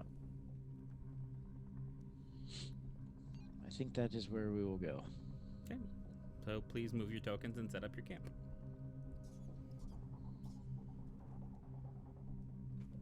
I would definitely go over to the rock and try to examine it more. See if I can tell what it might be. Maybe use my mason's tools to get a small chunk of it. Sure. Make a nature check for me.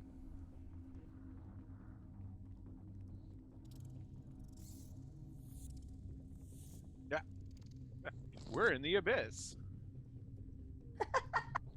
Yeah, no, you're not sure what's going on. Do I still get a small chunk of it? Yeah. All right, good. All You right. obtained some of the abyss. So What are you gonna do next? So as you settle down and make your camp here, the guides that you have with you set themselves on the outside of your camp.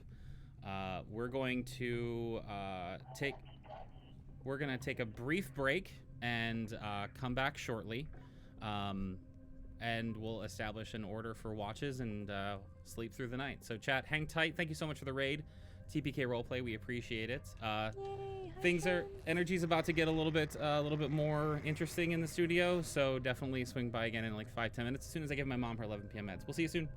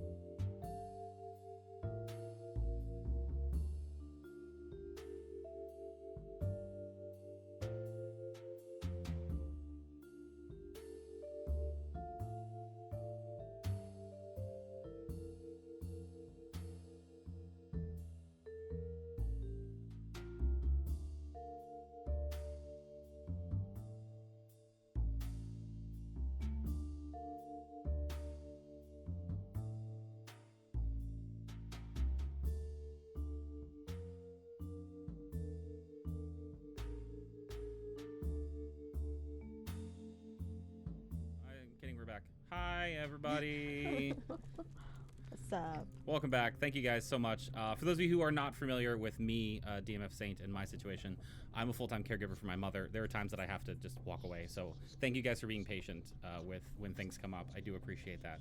But we should be good. We should be distraction-free for the rest of the session.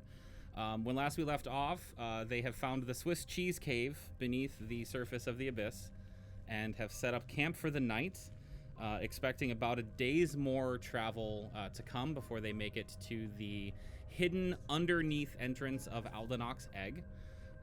They have 2 guards who have led them here and who seem comfortable with the choice that they've made for where to camp for the evening.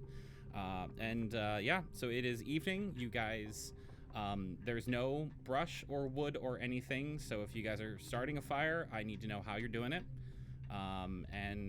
Set up camp, and then set up an order for watches. That's where we're going to pick back up. Do we need fire? My expertise is more in putting them out. I think we should probably try to draw as little attention as possible. We have a big old sun sword, 60 feet of lights shining around this whole time. Well, that's true. I use my spell scroll of Scorching Ray. to just- Yes. But can I control the brightness of this here sword, or is it just Yes. I'm on, I'm off? You can expand the radius of the light up or down. I think the minimum was 5 bright, 5 dim, but you'd have to look at the sheet for it. I can't remember. Okay. I know you can make it dimmer. I'm gonna look. Sunblade. It starts out at 15 and 15 when you ignite it the first time. Hang on. Okay. Hope I added the other one to your journal too, Oh. which has the information that he was just sharing. Right. Oh, to my journal. Okay, dokie.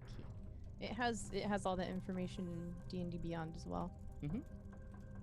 Way. Yeah. I mean, if I can, I would like to dim the brightness of this here bad boy to maybe only about 10 feet in brightness, and then 10 feet kind of falling off a little bit. How's the temperature? Chilly, do we- but not cold. So fire might be somewhat useful. It would make it more comfortable. I don't. Do you see anything we can burn?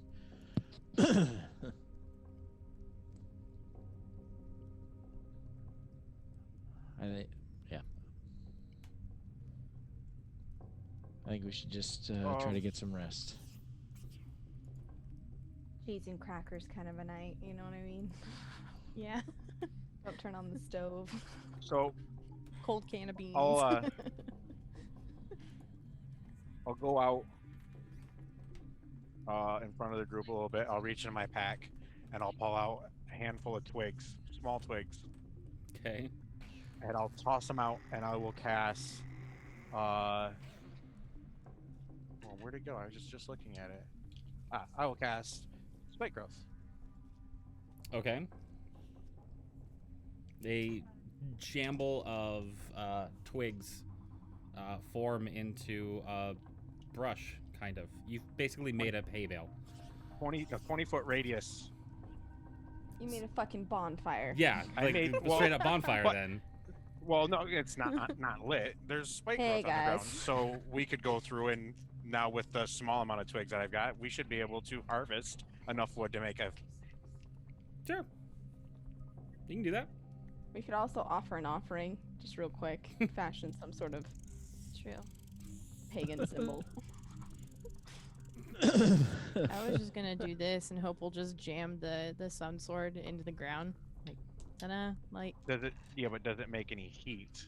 Oh That's the no, but it's question. light, Yeah. so The light wasn't my worry. I mean, I can see in the dark. I know you can't, so I'm sorry for that. But that's okay. Not your fault. but Have- we can Talk with my mom Rather- about that. we can grab some wood from this and be able to have enough for the night, I think. Okay. So I'll start trying to gather up as much as I can. Yep, easy enough to do. Being very careful to work my way from the out end so I don't take any damage. Yep, no, I Everybody get saw it. So Yeah, easy Hope enough is to do. like waiting there, like with a healing spell on the ready in case he like pricks his finger, like, oh, here you go. Nope, nope. Definitely happens a couple times. All right, so as you settle in with I'm assuming a small fire here. Yes.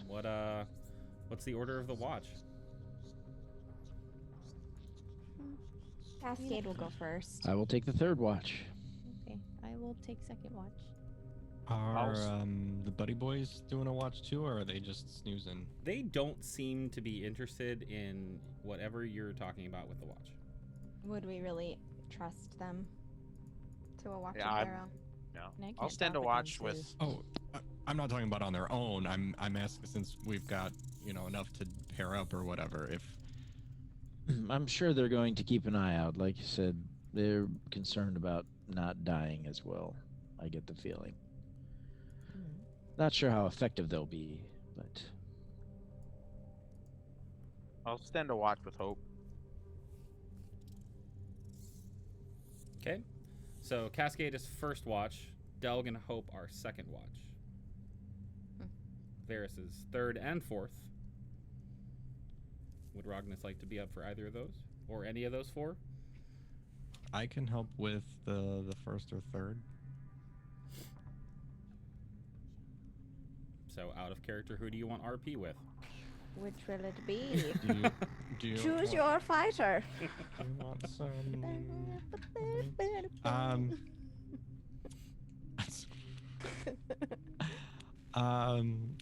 Let's try that. No, not try.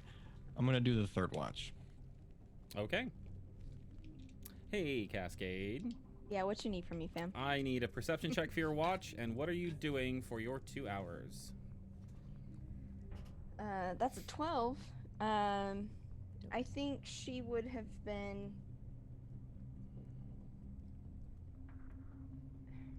If it's just her, sitting out kind of away from everyone else, she would quickly summon a chair and sit staring out into the dark, just kind of watching, and eventually would get lost in her thoughts of home, what she's trying to get back to. I think if she would have spent the night, this whole experience has been a lot, signing up, joining a party that she knows nothing about, that seemingly are filled to the brim with chosen one energy.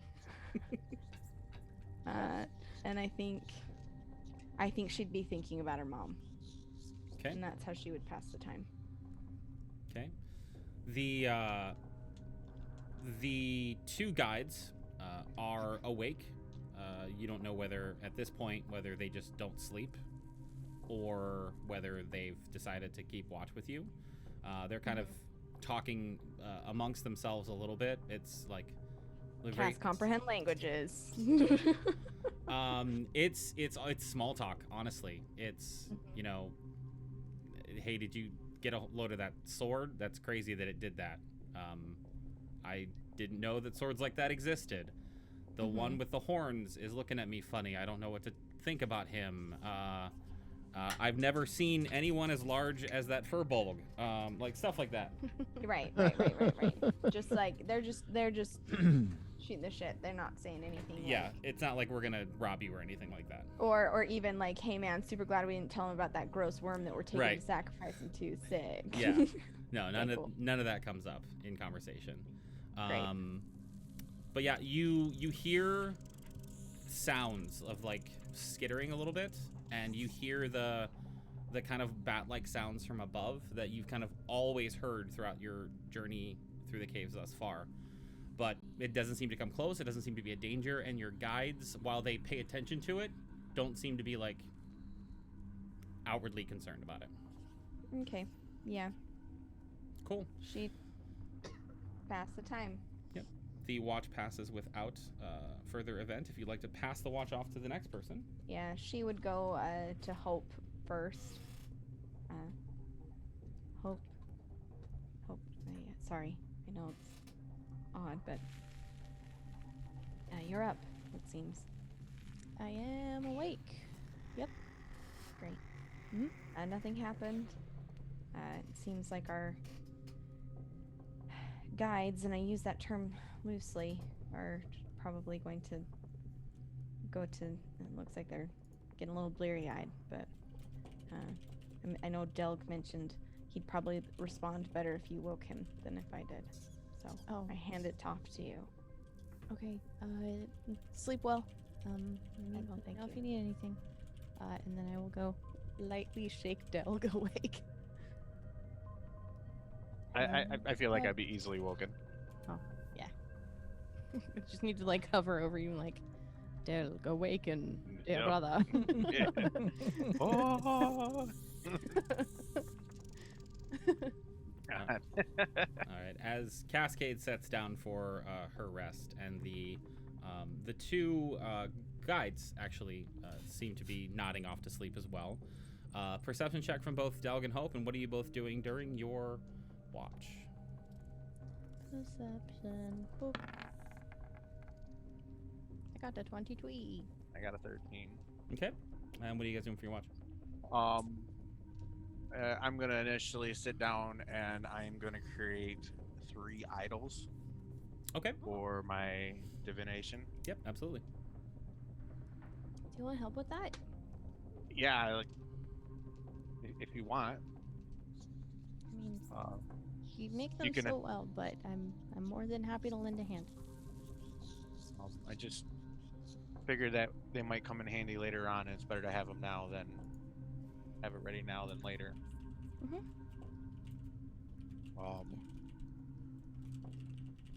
Yeah. So I mean, I'll go over what I do, and obviously it's an idol of Eldith.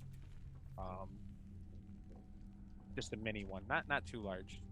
And I definitely if you wanted to try to make one, then you can just give your input on details that I'm missing that you think that should be there. Mhm. No memento. I know. Here we go. So yeah, just for reference, I'll tell you that I make these because I actually made a real idol or a statue of Eldith, and so it's a mini version of that. I put it in Discord. Did you really? Yes, it's a mini version of that is what I've been making the whole time. Stop. Because I made one of these for the church that I decided to follow, Yes. and that's how I found Eldith. I created the statue for him, and then being around the church the whole time, the druids and the clerics there, that's when I decided to take that path. That's So right. so now I have, as we're talking about it, I've got 3 of these little idols. Mhm. But yeah, I figured I'd stay up with you just because I know you couldn't see in the dark as well, and hopefully I could help catch things. I appreciate that. It's a very interesting story, Delg. I look around. Fuck. As you look around, you've been focused outside from your campground, and you've been talking to each other. And Hope, you were positive that you were well aware of the situation you were in, and yet suddenly there's somebody behind you. And as you turn around toward the camp, in the center where everyone's sleeping, sitting on that little rock outcropping, looking at the fire that you've made, is the hooded stranger from before. Cool. All right. Gonna process that one real quick. Cool. Creepy. She is staring at the fire. I'll turn around and look, and nice of you to join us, I guess. Appreciate the portal to get us to where we were supposed to go. Interesting note as well, Hope. As you kind of are take in the initial shock of seeing this person there, You kind of shake your head, and with your perception for the check earlier, you see that one of your bags is right next to her. One of my bags, or just like generally the group's bags? One of your bags. Oh, I don't want that. It is your bag of holding. I hate it. I will, presuming that I've been sitting here with Delg, helping to create these idols, I'll kind of stand up and dust myself off, and just take 5 feet step forward, kind of closer towards them, doing my best not to look at this bag. Hi.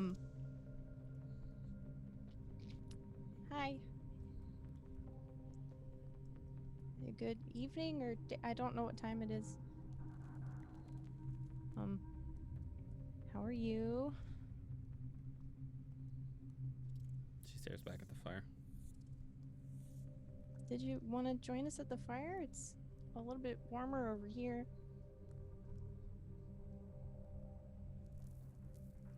You can take my spot.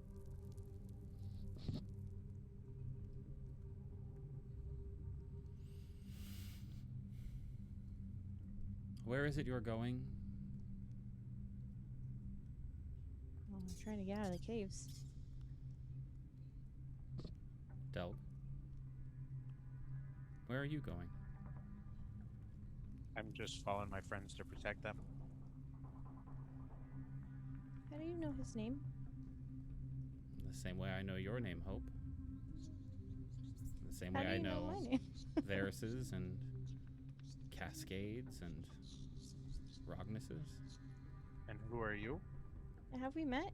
I'm sorry, I don't recognize you. Your face is covered. She kind of pulls the hood off, and she has a very long ponytail that is up on the back of her head, where the end of it goes just past her shoulders, shaved close on both sides of her, the side of her head. Very kind of soft features with like a thinner jawline and chin. Calm, serious eyes that seem to be slowly gauging everything she looks at and measuring it. I am Max. Max, hi. You know so much about us, and clearly we don't know much about you, but a name is a good place to start. Is there something that you need? One among you is not being honest, and you should know that. Do you mean like the guides that are helping us? I feel like they've been pretty forthright. No. I don't understand. Everybody has their secrets and they keep things from people. That doesn't mean you need to worry about them. This is an important secret to the journey that you're on.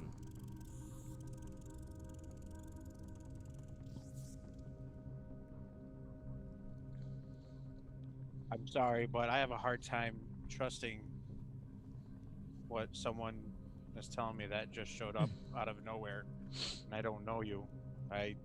No offense, but why should I believe what you're telling me?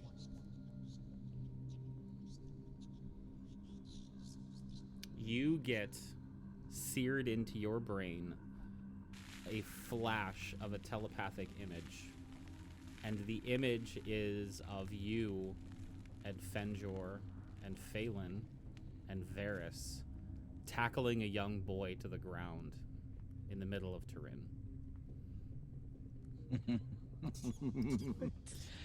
I know what this is about.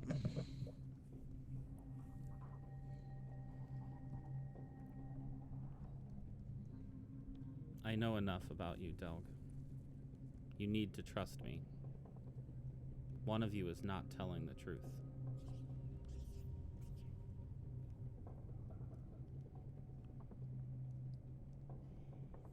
Can you like go into a little bit more detail than that? Because I feel like I'm kind of outside the loop on this one, and it would be nice to know.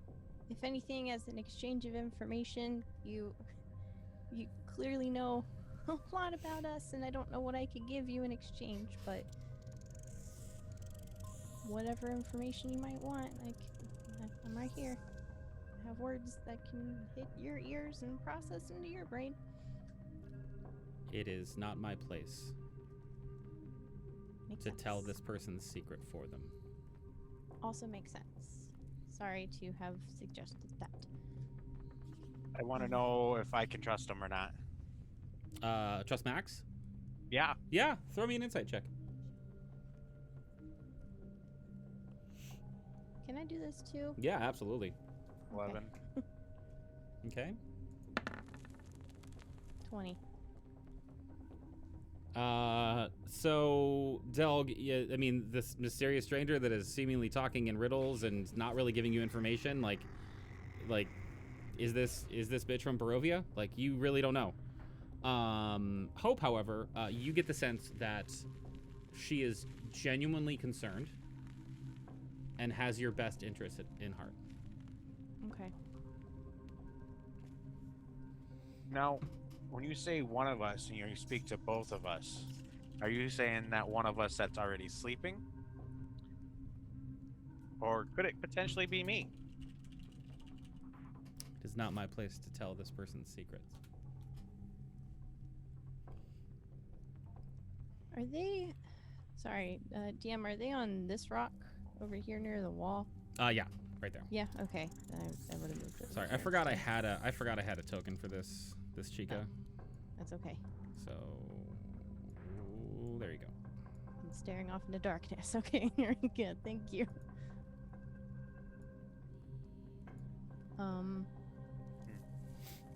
I would like to, as calmly as I can, walk into this space. Let me know if I can or not. And kind of like lean up against the wall, all cool, like. You can. Okay. Cool. So, one of us has a secret. An And we important shouldn't one. trust him. That is potentially harmful or is harmful to us It or is our mission. It is something that you should know going forward if you have any hopes of achieving your goal. And what's our goal? What's your goal, Delg? Honestly, I'm traveling. Delg, what's your goal? I'm here to protect the group. Hope, what's your goal? Save my home and find my brother. Is that it? I mean, get out of the abyss, find my home again, save my brother, help my friends with whatever they need to do. And what is it that you need to do, Delg? They need to rescue 2 people from where we're going so we can get out of here.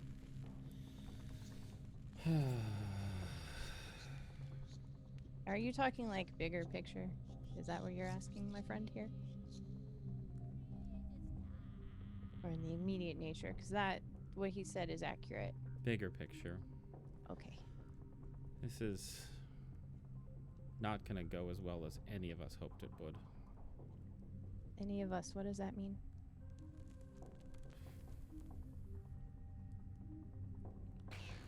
I need you to listen to me very carefully. Mm-hmm. And Hope will kind of lean in, trying to maintain eye contact with the well, she has her hood off, so yeah. Sure.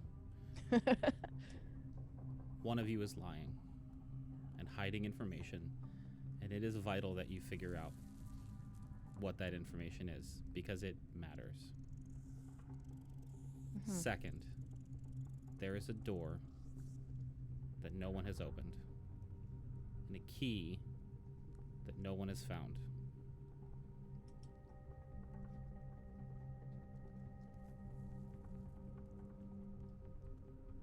We're all counting on you.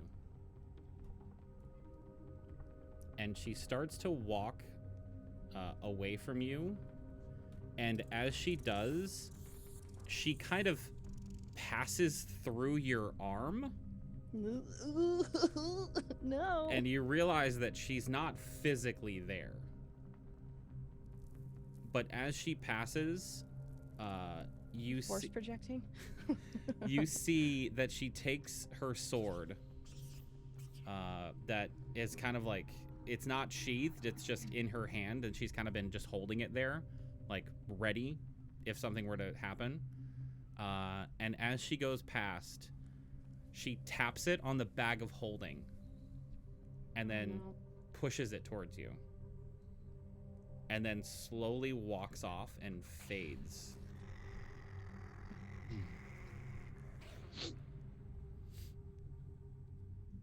Can I try and follow her, or does she just literally fade? She fades out of existence like a ghost disappearing in front of you. It is worth noting that as she held the sword out, it looks very familiar. Oh. You have seen 2 of its kind before. So it looked like Coin Spinner, And it looked like And Wayfinder. Wayfinder. Fuck. Okay. I'm going to pick up my bag of holding and just kind of open it. I don't really know what I'm looking for, though. That's the tricky part here. While she's distracted by looking through her, Mm-hmm. I'm gonna kind of go off out of the way a little bit. Okay. I just made 3 idols, Sure.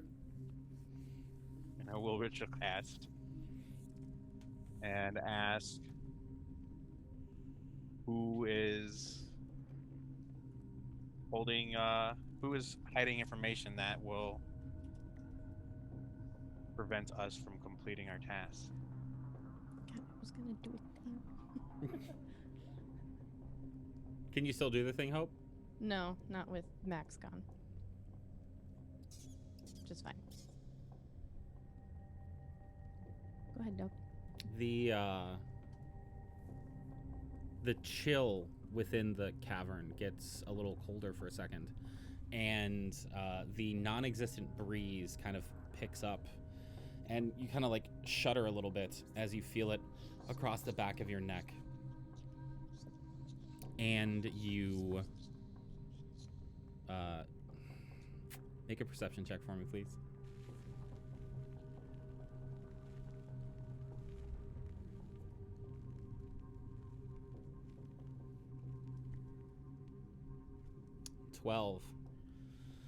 So you see as you look back towards your group, you see the breeze kind of catch Cascade's hair and kind of ruffle it a little bit. And then you see Varys's hair slightly move as well.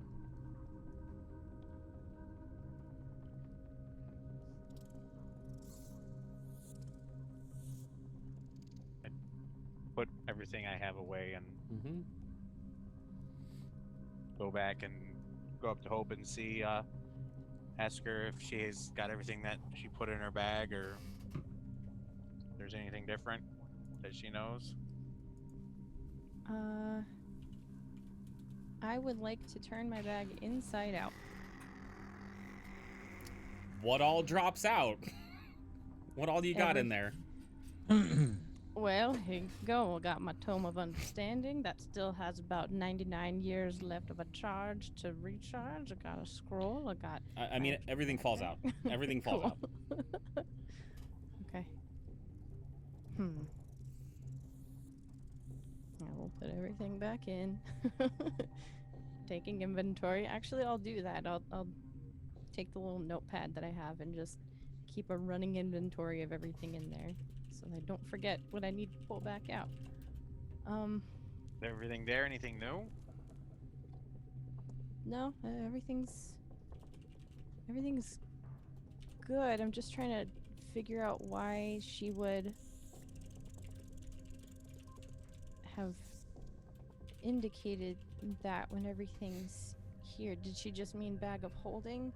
Because if that's the case, then Varys also has a bag of holding. This feels like one of those mystery books that people used to bring to me. Oh man, this is weird.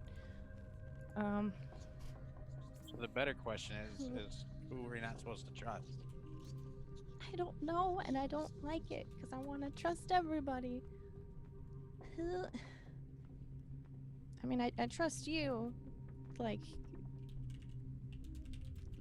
I've known you forever because of our bond through Eldath. And I trust Varys because I've known him technically the longest out of everybody because he's the one that opened the door in the death house. Even if it was just a couple seconds between him and you. And like Ragnas, we're from the same plane, so I know he's trustworthy and he's always had our backs. And even though we've only known Cascade here for a little bit, I can't help but want to put all my eggs in that basket. I don't know. But I don't like it. Well, in all honesty, I'm leaning more towards Ragnas and Cascade as well, just because I haven't known them. So the bigger question falls on: do we bring it up to everybody else? Do we keep it a secret? I don't wanna. I don't like secrets. I agree, but this is a secret of keeping secrets, and that's right. just The problem goes is in that circles. if we bring it up, that could cause problems as well. Yeah, but at least we could. You know everyone here. We can just hash it out here for a minute, and move on with our day versus letting it stew inside and take root and rot and be even worse than just asking. So why do you think this person's keeping the secret though?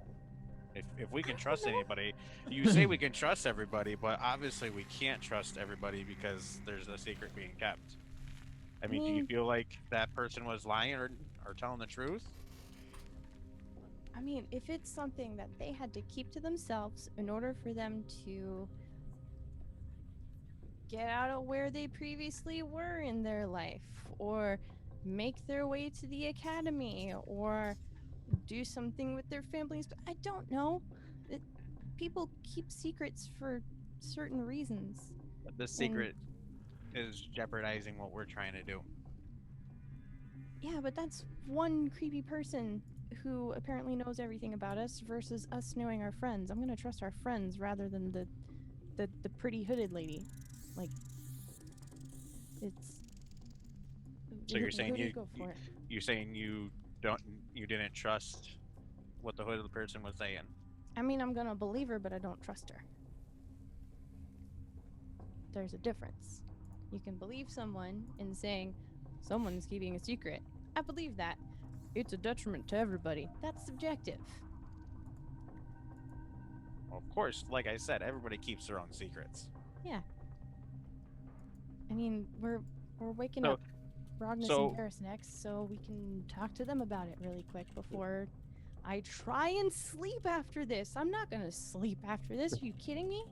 See, well, that's my point though, is that we all can agree that people have their secrets. You got your own secrets, I've got mine.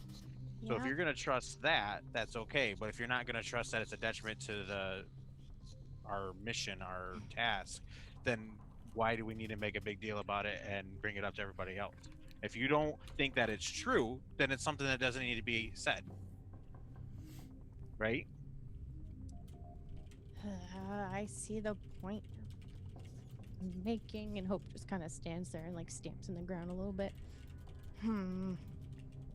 I don't know. I would rather not keep this on my conscience, because clearly someone else has something bearing down on them, I would rather just talk it out in the morning rather than keep it. Well, I think that you should sleep on it and just think what would come of it if that person is got to come out with their secret because they kept it themselves already. And obviously, if it's gonna hurt us or something, then maybe they'll come out with it beforehand, and we can let them clear their conscience by themselves rather than being confronted. Okay, well, ask me again in the morning. I'll probably say the same thing, but I'm gonna go huddle up in a corner and try and feel like sleep can enter this head and figure it out tomorrow, I guess.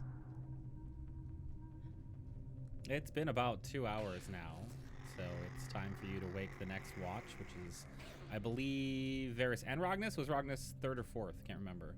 Third? Yeah. Third. Yep. I'll go wake up Rognus. Hey, buddy. Good morning, evening.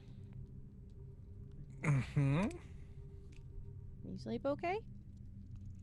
Yeah, that's pretty good, actually. Seems like not much has happened with you guys. So, Nope. Not it. Nope. Nope. Not at all. Gonna go What? sleep over here. Nothing happened. Good night.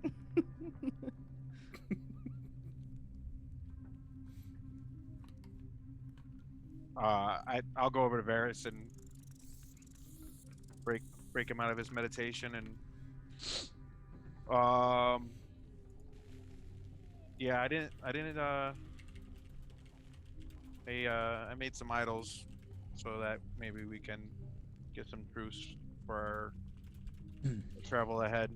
It looks like the other guards are out sleeping. Yeah. How many idols did you make? I have 2. Oh, so you only made 2?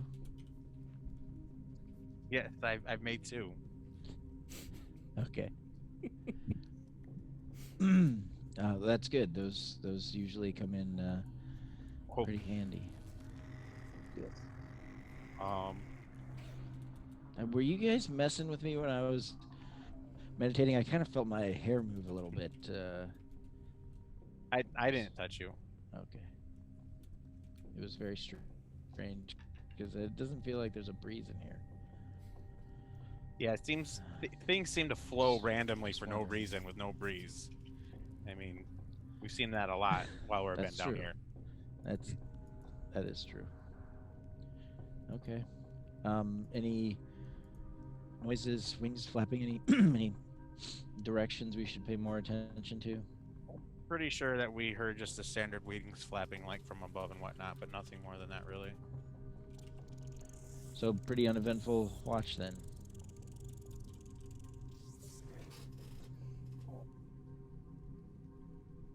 Yeah. All right. Well, get some sleep, buddy. Got a long trek ahead of us in the morning, if we can call it morning down here. So with the information I got from my divination, I will be hypersensitive to everything that the 2 say to anybody in the group and try to get as good of a body reading from them as I can.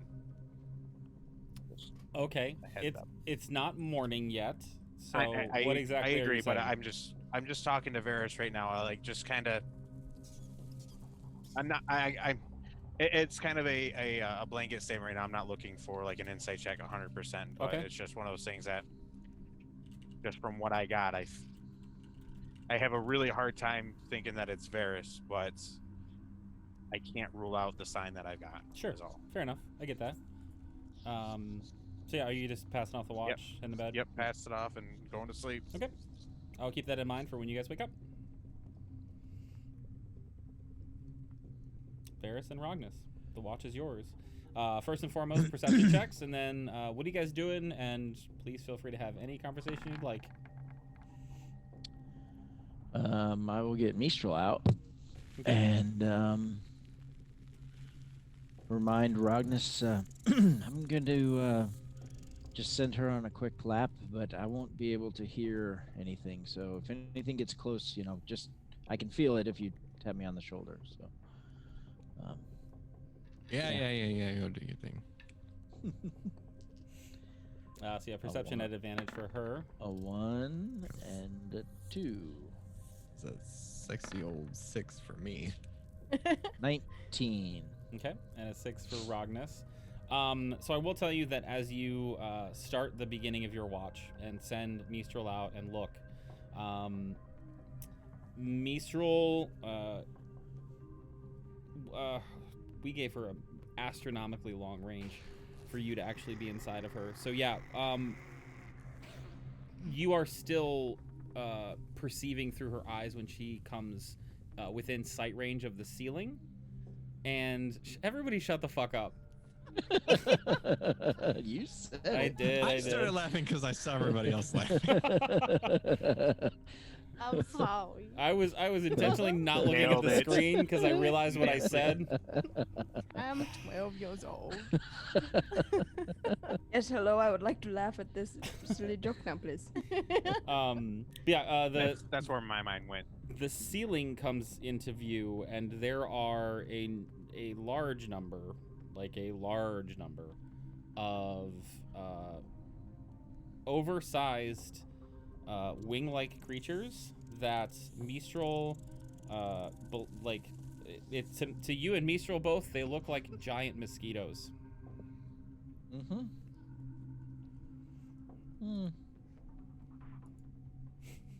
The player knows what those are. Yep. I don't like it. There are a Okay. lot. There are more than you can count, and as you circle around through Mistral, it's the whole ceiling. Okay. I'll never come back down then. When Mistral comes back and lands either on Varys or near Varys and Rognus will see Hope just kind of flip over towards them and say, "Oh, is Delg asleep yet?" Delg is asleep. Hi guys. Do I notice that? It takes a second, but it's not at first. You need to get some rest. What are you doing? I gotta talk to you guys sleep. really quick, and then I'll sleep or try to. I think. All right, what is it? I mean, God, this is such a weird position to be in. So Delgor and I were on our watch, and I helped him make a few idols for our divination spell, and we were successful in that. And then there was someone behind us on this rock over here, and Hope will point at the rock. Her name was Max. She's really pretty. She's got a cool ponytail and everything. She was the hooded lady from earlier. She knows us. She knows everything about us. Everything. And she said that someone has a secret and wasn't telling everyone their secret, which is fine because it's a secret, and if you need to keep a secret, then it's a secret. It's fine. But she said that the secret was gonna harm us or something, and I wanted to tell you guys, and Doug's like, well, why would we want to spread their secret if they wanted to keep... I don't know what to do.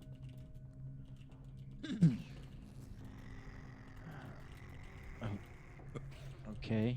That was a lot to process in a very Yeah. short amount of time. I know, I'm sorry. If you need me to repeat anything, that's fine. Well, I really think it's important that you get rest. We're going to need you at your full abilities. Can we talk about this in the morning? Just be on the lookout for a lady in a hooded cloak that has a sword that looks like Coin Spinner and looks like the sword that you have, Rognus. Okay, good night. She'll just flip over and try and Okay. sleep again.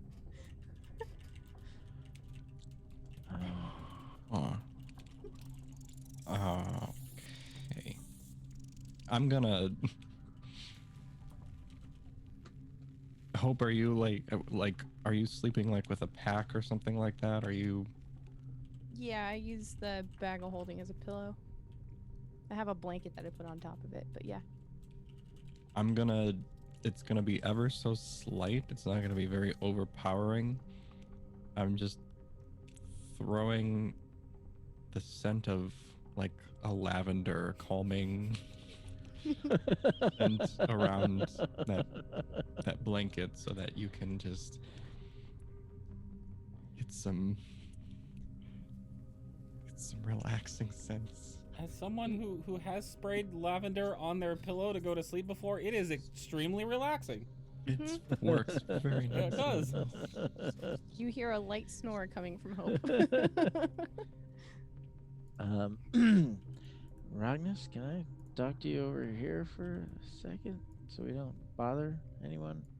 Yeah, I was hoping to pick your brain too really quick, but yeah, what's up with that?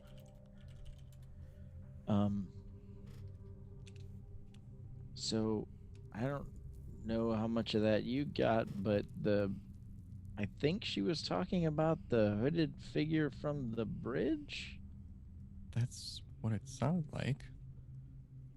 and it told them that you and I are harboring secrets that will harm us. Well, Is that what she said? people harming? I mean, us, like the collective us. I mean,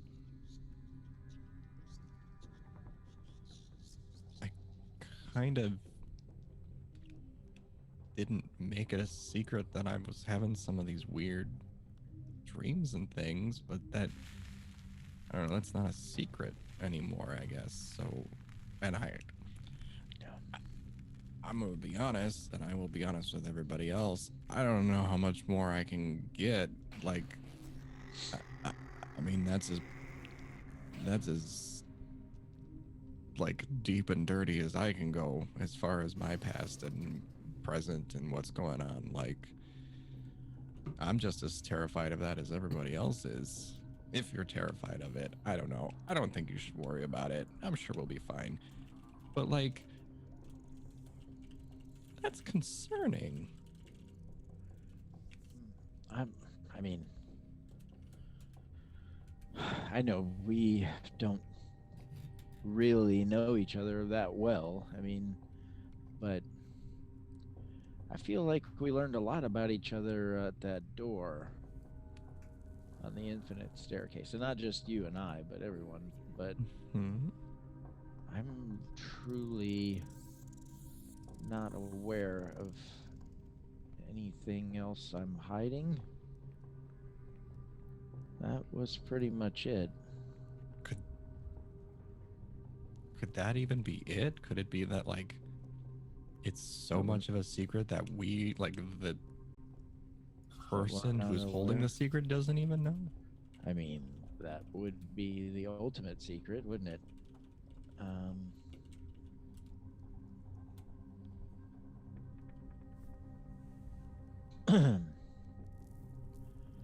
It's all very strange. And now another of those swords has been seen in someone's hand. Also interesting.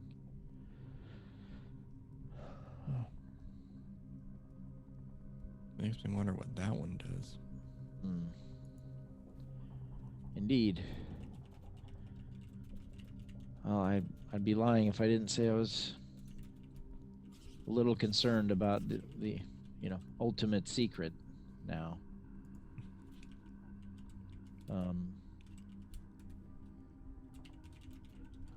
I guess it will reveal itself when it's time.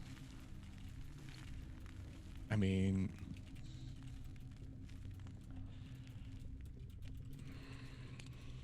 I feel like I'm in sort of the same situation that Hope is in. of just trying to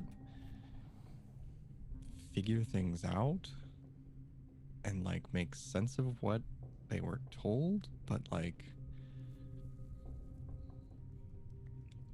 at the same time, I have found no reason to distrust anyone, including Cascade. I mean, Well, I mean, I don't distrust her, but there's a lot we don't know. As would be expected for someone you've known for a few days or weeks or whatever.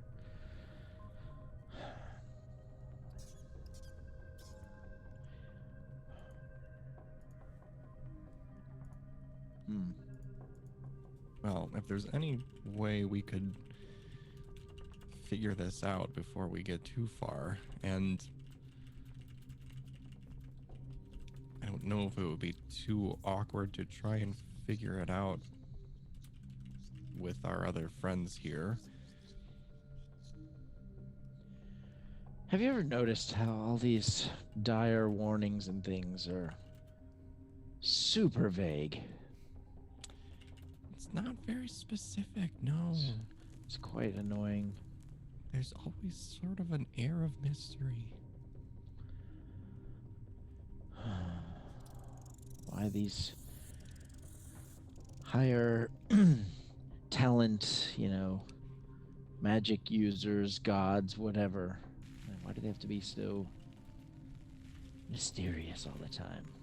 Why can't they just come out and say, he has a secret, this is what it is? I guess that would make life too easy. That certainly would make things a lot easier, but yeah. I always, I guess, try and give a little benefit of the doubt to where maybe they can't for whatever reason. It's probably for the best. It allows us to discover ourselves and grow as people. Or die, Or just, yeah, one or the other.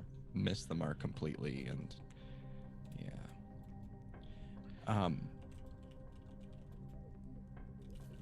Really quick before we get back into our rests, I should probably get a little bit more shut-eye anyway. I'm gonna look over and make sure that the two other Beastie Boys are still snoozing.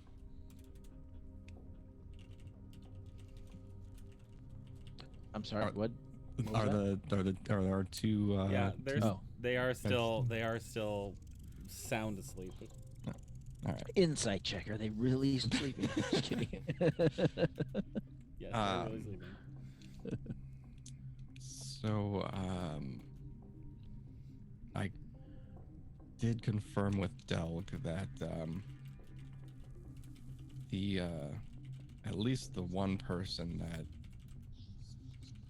was being described to us, I'm pretty sure that sounds a lot like Mist. Agree. I And noticed that also. just to confirm with you that the last time we kind of really saw anything with her or anybody else, it was, kind of a weird and not so great situation. And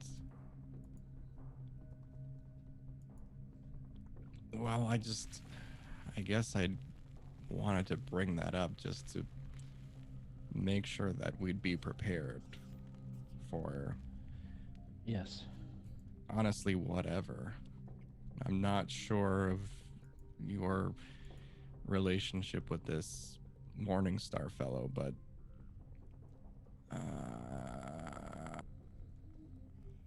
I don't really trust him right now. And You definitely shouldn't.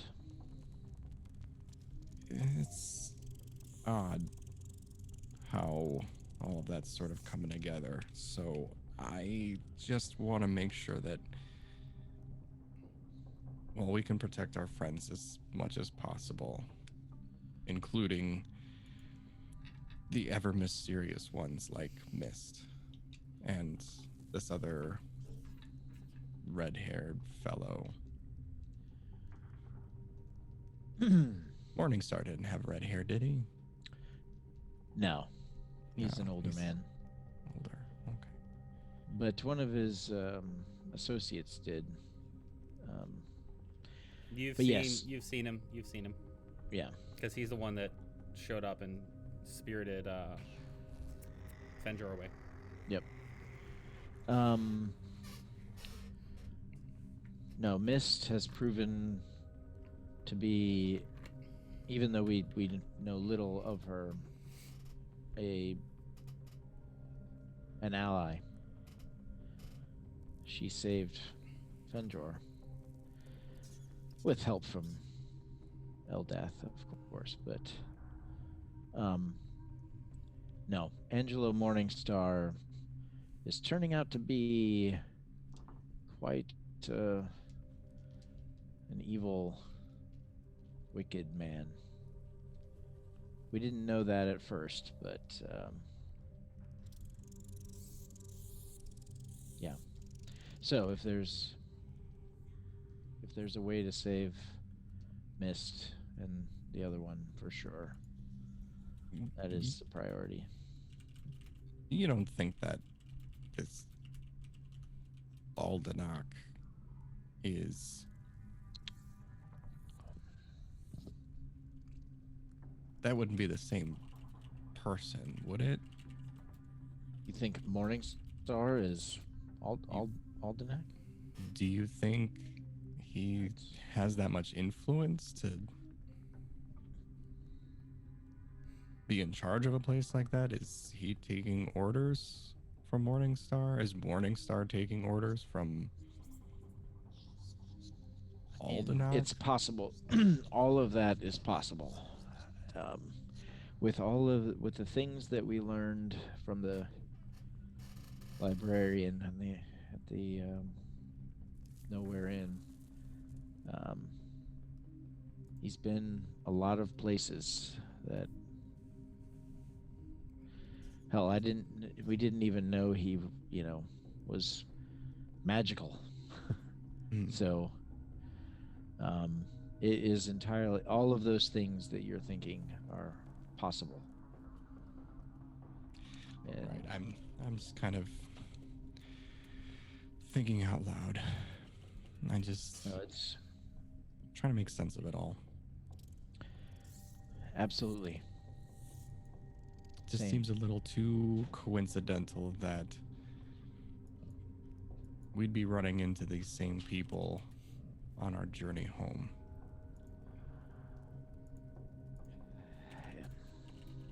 Well, I'm finding the longer this goes, the less coincidental things are actually turning out to be.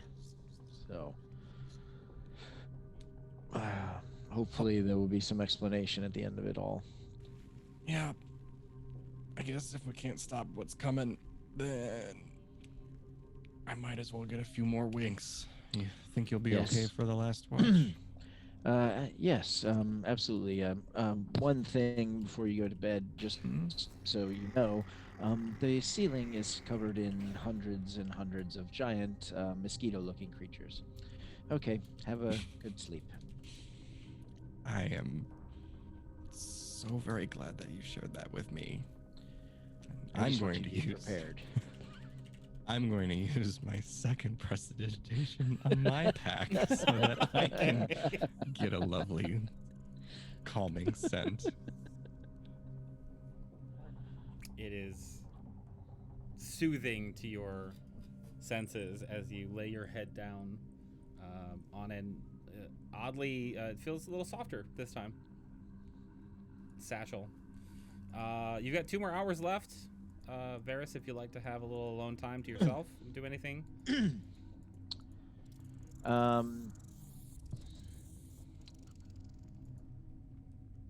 Let's see.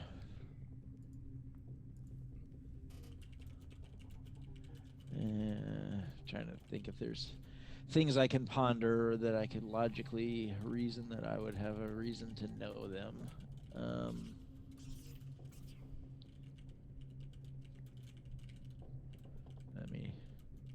I assume I'm gonna roll another perception check. I wasn't gonna make you, but if you want to, you can. Okay. Nope. I'll take Okay. the first roll. No, I think I'm just gonna spend the time keeping watch. Sure. Because I don't really think there's anything to be gained from trying to think any more about Morningstar because we really don't know anything about him. Right. Well, I will say that during your watch, the sounds that Hope had heard before, or the sounds that Cascade had heard before, that like the two guides had like noticed but didn't really pay attention to. Knowing what's above you now, you know that it's them stirring, but they never come close enough for you to really get a sense that they're coming for you. But you do note that there is like a noticeable like change in the sound quality as this happens, and there's like a humming in your ears. Yep. But the rest of your watch passes without event. It is now morning. You all wake up with a full rest, even Hope, who decided to extend her awake time a little bit. Morning's yours. What do you guys want to do? Cascade would get up and start putting her stuff together. To her, it was a normal night with an uneventful watch. I'm gonna eat a couple of the kebabs when I wake up that I got from. Okay. Go have a seat. I'll go have a seat next to Delg. Maybe have a treat or two out of let's see, what was Alyssa's snack bag that she gave. So, Delg, sure nothing strange or interesting happened during your watch last night? I'll look at him and I want to know if he knows. Can I tell if he knows? Okay, so make an insight check, first of all.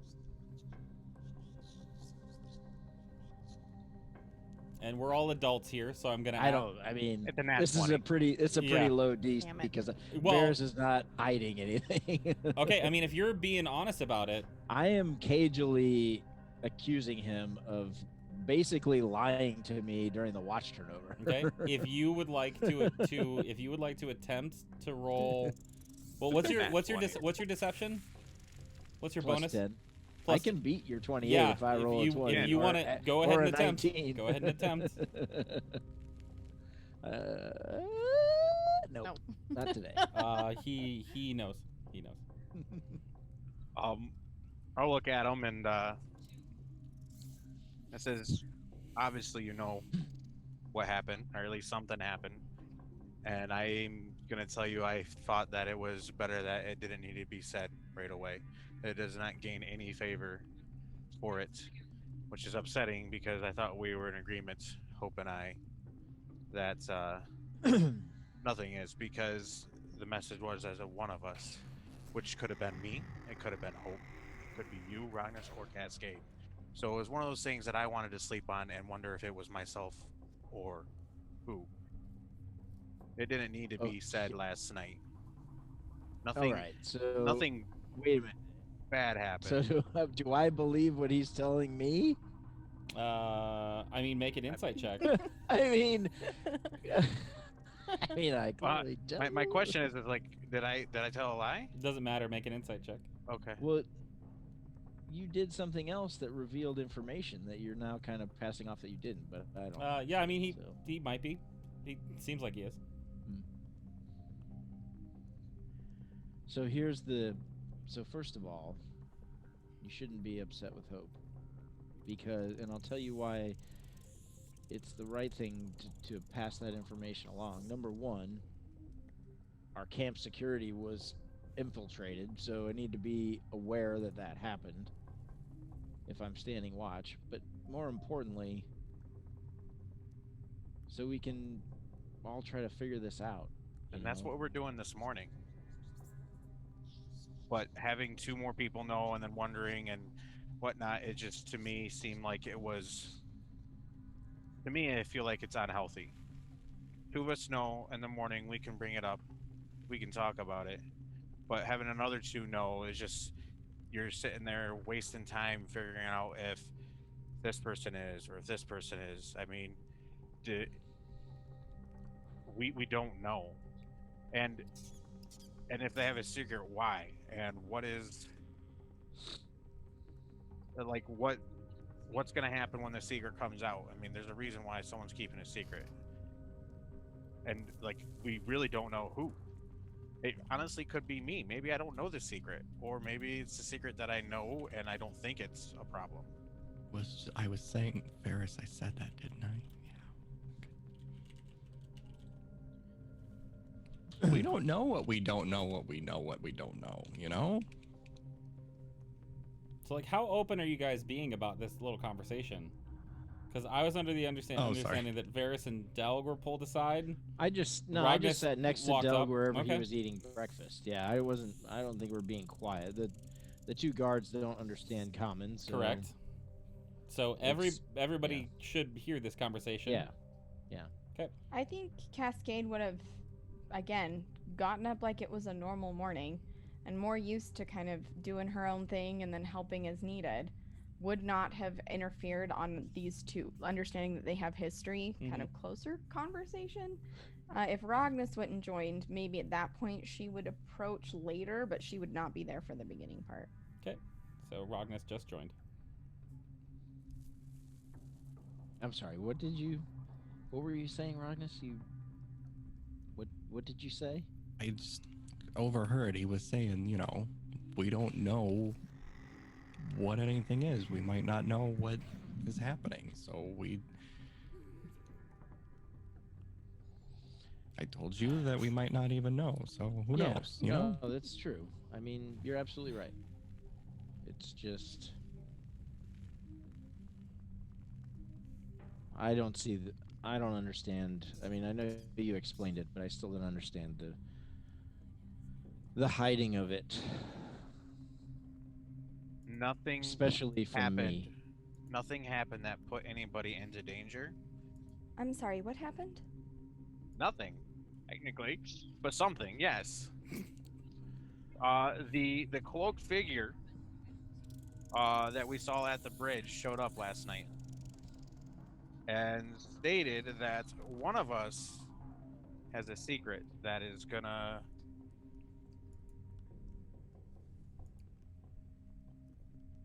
endanger our mission, put us in harm.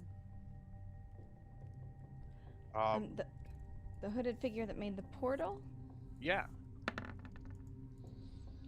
And this hooded figure knows quite a lot. I mean, I look at Varys and knew about us taking on that rat tail boy at the academy. Like, it knows a lot, and I can't say that I trust it, but I had a decent sense that it wasn't like lying to me. It specifically seared the image in my brain. That image. It was an image in my brain. It as vibrant as it could be, as vibrant as Mistral puts images in your head. It showed us doing, tackling them. So let me get this straight. A hooded figure that made us a portal appeared randomly in the night, only spoke to 2 of us, claimed that one of us had a secret, and then just left? Not like it was here, but it wasn't. It walked through Hope's arm. It was like a projection almost. I don't know exactly. Okay, so a speaking illusion even. But not quite an illusion because it moved a bag. It moved a bag? Yes. To what end? It slid it across the floor. With that being said, real quick though, I would like to recall if I have ever seen this person. I didn't actually think about that, but she took her hood off for us, so I got to see her face. Yeah, make a history check. And as I'm thinking about this, and I'd be like, she said her name was Max. Yes. An 8. It's an odd name for a woman. You do not remember that name or that Right. face. Great. So, but now I said that out loud, Mhm. and honestly, as important as this secret seems to be, I feel like there was a more important information of we're supposed to do something and people are counting on us. We were told there's a door that no one has found and a key that no one has found, and they're expecting us to find these things. Door But they that no wouldn't one say has opened, they. dog. Oh, you're correct. The door that no one has opened. Mm-hmm. What kind of secret? They didn't specifically say Not what her it is? place to tell. Yeah. They wouldn't divulge that information and just said it would be like detrimental to what we were doing in the bigger scope of things. As I or Hope and I are talking about this, I'd be eyeing Varys and Cascade back and forth to see if they have any reactions to it coming out in the open. Do either of you have a reaction to having a secret? Actually, I haven't been directly accused of having a secret, so no. Yeah. No, but agreed. But my point is, like, if you know you have this secret, and now it's coming out saying that, hey, someone has a secret, I figured that there would be some maybe like some shift of like, oh, maybe. I'm gonna answer for them, I guess, then, because I mean, all of you have secrets, all of you. Right. That's my Each thing. Is like single one of you everyone has has a secret. secrets. And you're not being specific about what the secret is. Right. So I'm gonna say no. They don't react any more oddly than they have been. Saint, check your DM real quick. Check your whisper real quick. Chick, Um,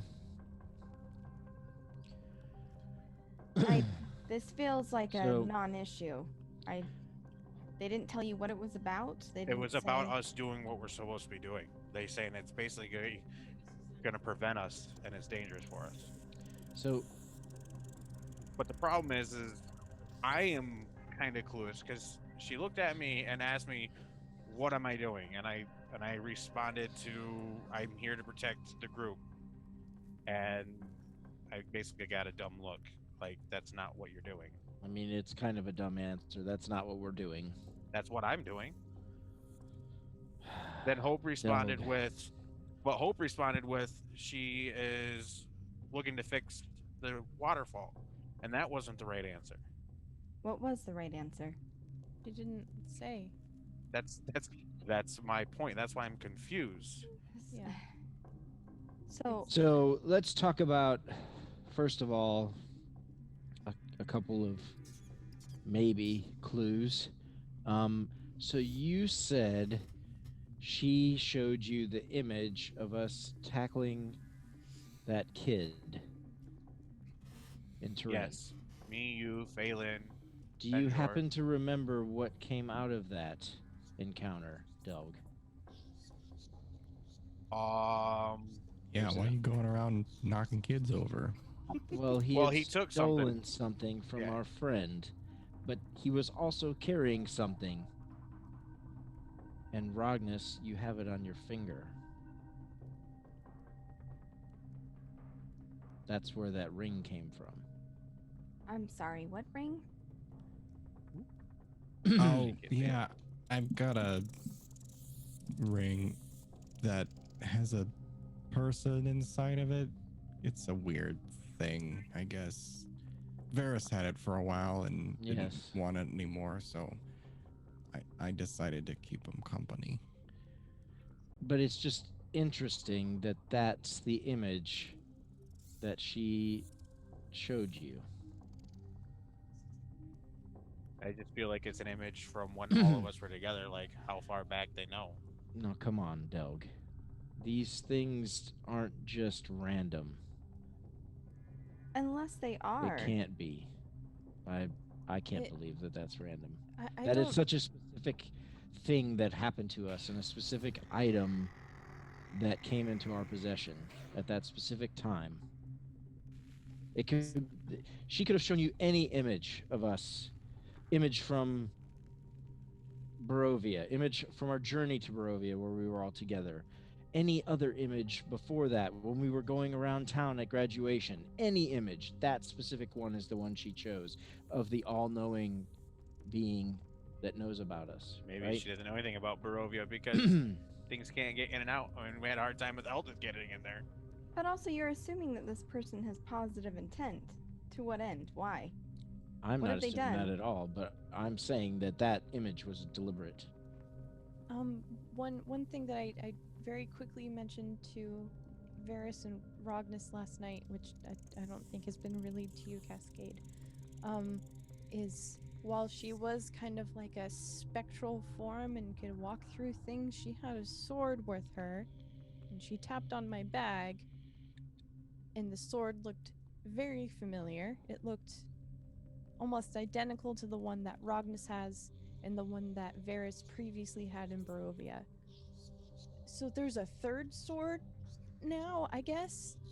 I don't know what that means. I wasn't sure what she meant by tapping on my bag, but I turned it out and out came a book and a Pegasus feather and a weird lead box and all this junk in there, and don't know what that means.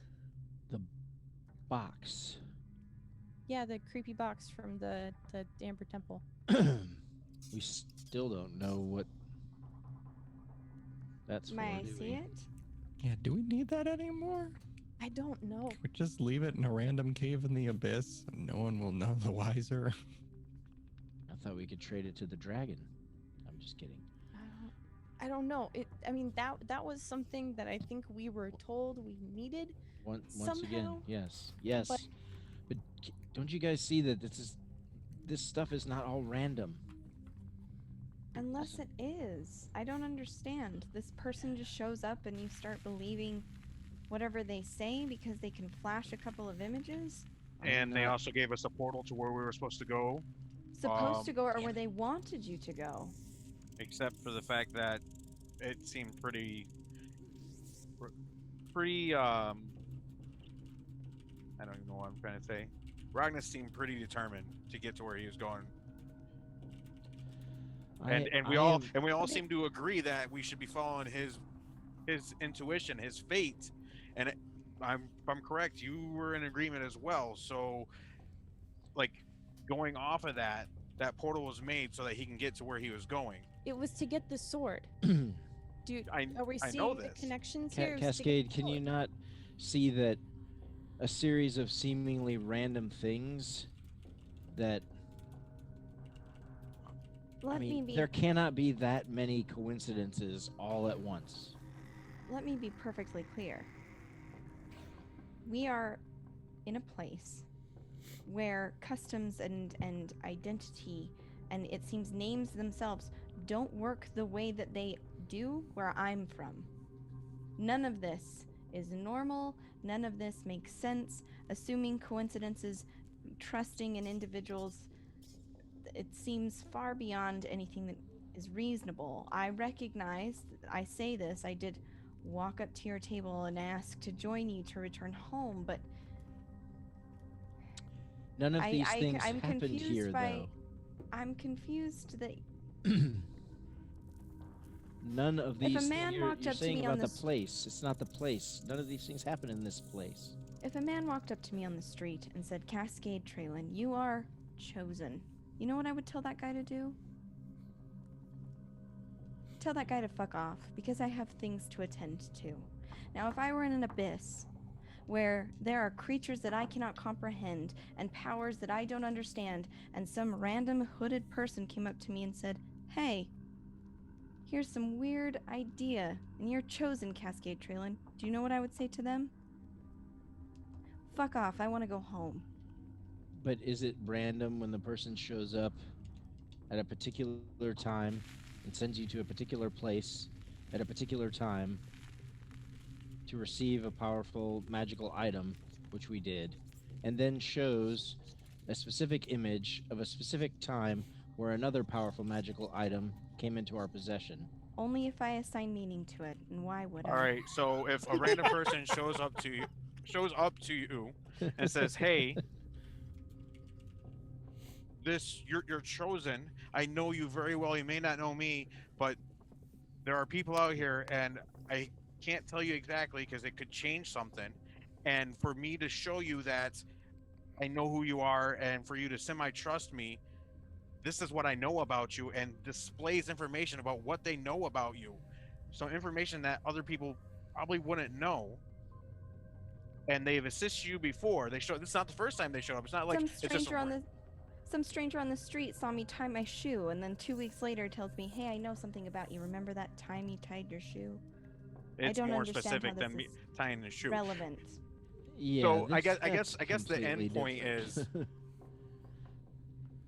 it? if we didn't take this information and trust it, you wouldn't be with us. If we didn't go off the stuff we got, because then you're telling us that we shouldn't trust that. Then so why are we trusting that you are? I recognize that this is shooting myself in the foot a bit, but I have been with you for some time, and this pattern continues. Where Hence why someone we go says with it. something and you You're- believe them. Your example of a person observing you on the street, that could happen to anyone. This is a otherworldly being of some kind that has observed specific moments in time and relayed them with nebulous but connecting information. Rognus, It's I not see the you. same. Surely you understand what I'm saying. Oh, trust me, I understand what you're saying 100%. And honestly, on any other day, I would be completely 100% on your side. In fact, I'm a good majority on your side. I just want to survive all this and go home. But at the same time, there was something that like pushed me to, well, where I was. There was something that pushed me to Barovia and to meet up with these folks and to the sword and everything. And I'm not trying to put some sort of higher meaning behind any of this stuff, but it's a little bit more than coincidence.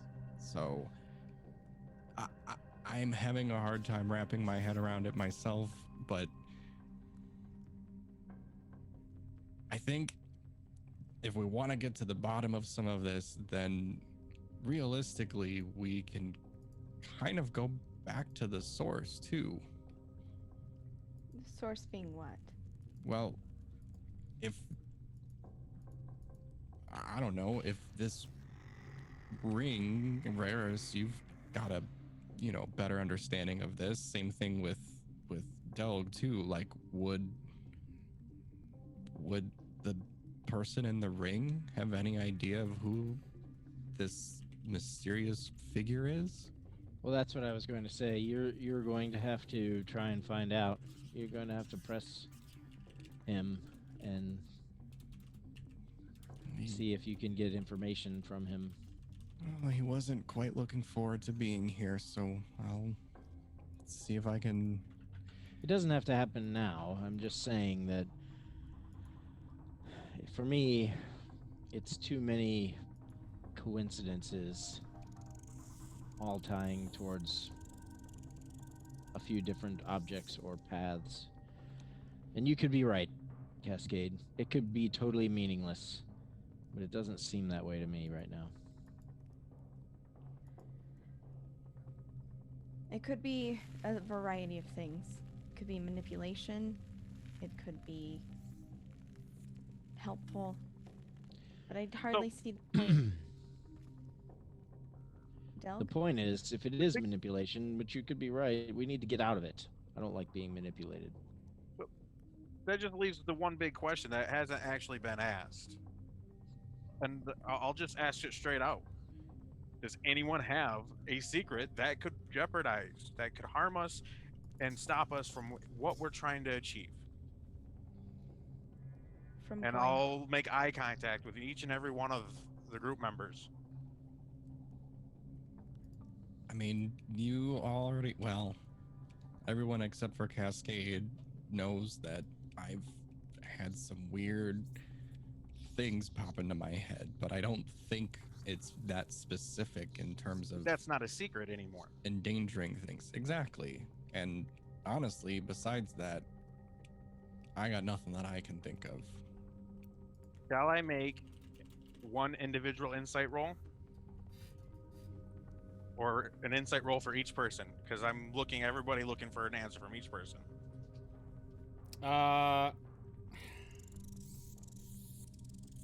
I think the difficulty would be different for each person based on the relationship. So if you're really doing this, then one for each person. I'm going to ask each person. So this will be for Ragnar since he spoke up first. I wish I would have taken Zone of Truth. Well, Nat one. Yeah, I mean, he seems to be forthright and telling the truth. I'll turn and look at Hope.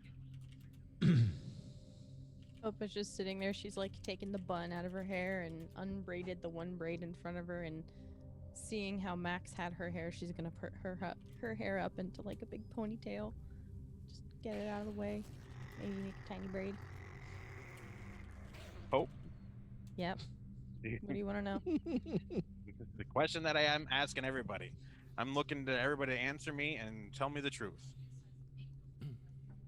I have nothing to hide. I've told you virtually everything about me. Okay, make an insight check. This is how I'm going to handle this. Okay. It's all right, because these are not to do. That's 11. Okay. Based on your relationship with Delg, Hope, is there anything you'd like to share with him with an 11? Nope. Everything he knows about Hope is everything she has to tell. Okay. Who's next, Delg? Varys. All right. Listen. You were there at the door. You know the secret that is darkest to me. Other than something unrevealed, which is what Rognus and I talked about last night, I can't think of anything that could potentially jeopardize anything we are doing.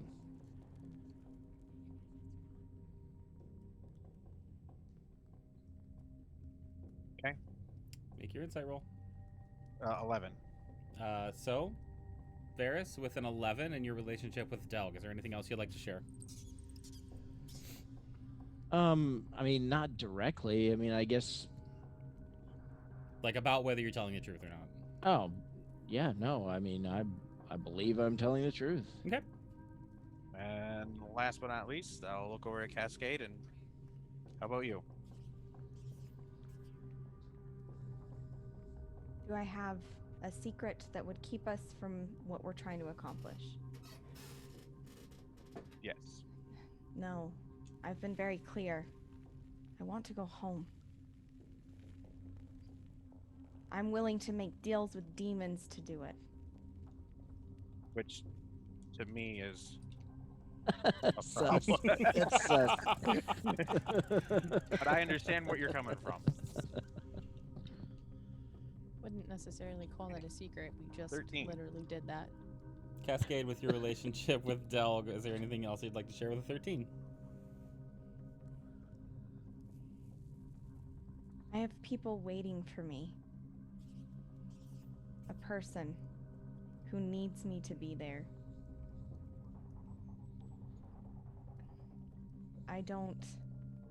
If there were anything that I had that would delay us, that I strongly felt would delay us from that end, I would have zero hesitation in revealing that. All right, well then, so be it. That's honestly the case. Maybe it was just a deterrent. But Listen, Delg, you're not. There's nothing wrong with asking these questions. Ragnus and I talked about this last night. This secret that this person spoke of could be something that legitimately the person keeping it doesn't realize is so impactful, but may later on. All we can do is trust that when the time comes, that person will own up to it. And if it's me, I will. I don't want anything bad to happen to any of you. I don't want anything that we are trying to accomplish be, prevented by anything that I'm doing.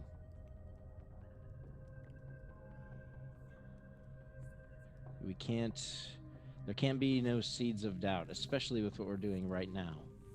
We need to trust each other and hope that whatever is going on will be revealed later. I'm gonna ask you for something. And I like this to be... I don't know how to explain why I want this or how I want this handled, but I want you to make a persuasion check for me, Varys. Okay. Because that was a very... It was a very nice speech. Okay. It's an 11. That is how impactful that speech he just gave was. Remember, 10 is average. Damn it, camera. Remember, my insight roll was an 11, so I met your DC, your persuasion. I wasn't deceiving you.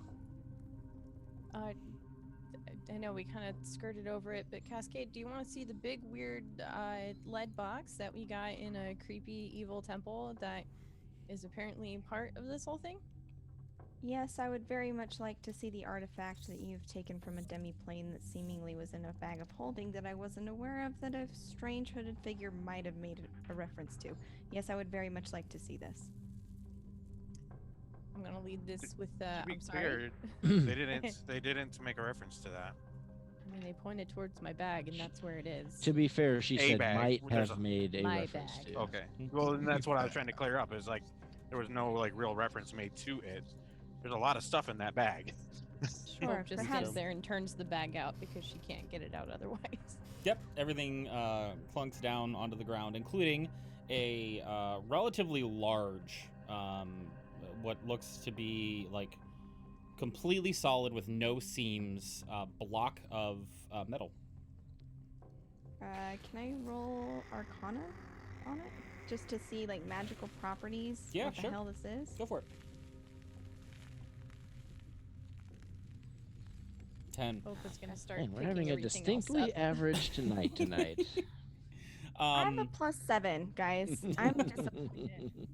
I mean, it kind of looks like boxes you've seen before, where specific artifacts were to be hidden from view with like a lead lining to prevent any sort of scrying or information gathering. See, this one's just weird because there's no obvious way to get into it, or if it's just just a big block of lead or something. I don't know. I think we previously divulged that there is something inside of it, but we don't know what it is. Have I ever heard of a door that has not been opened, or a key that has not been found? Has that ever? Make a history check to see if you have read anything about it. And it's a 12.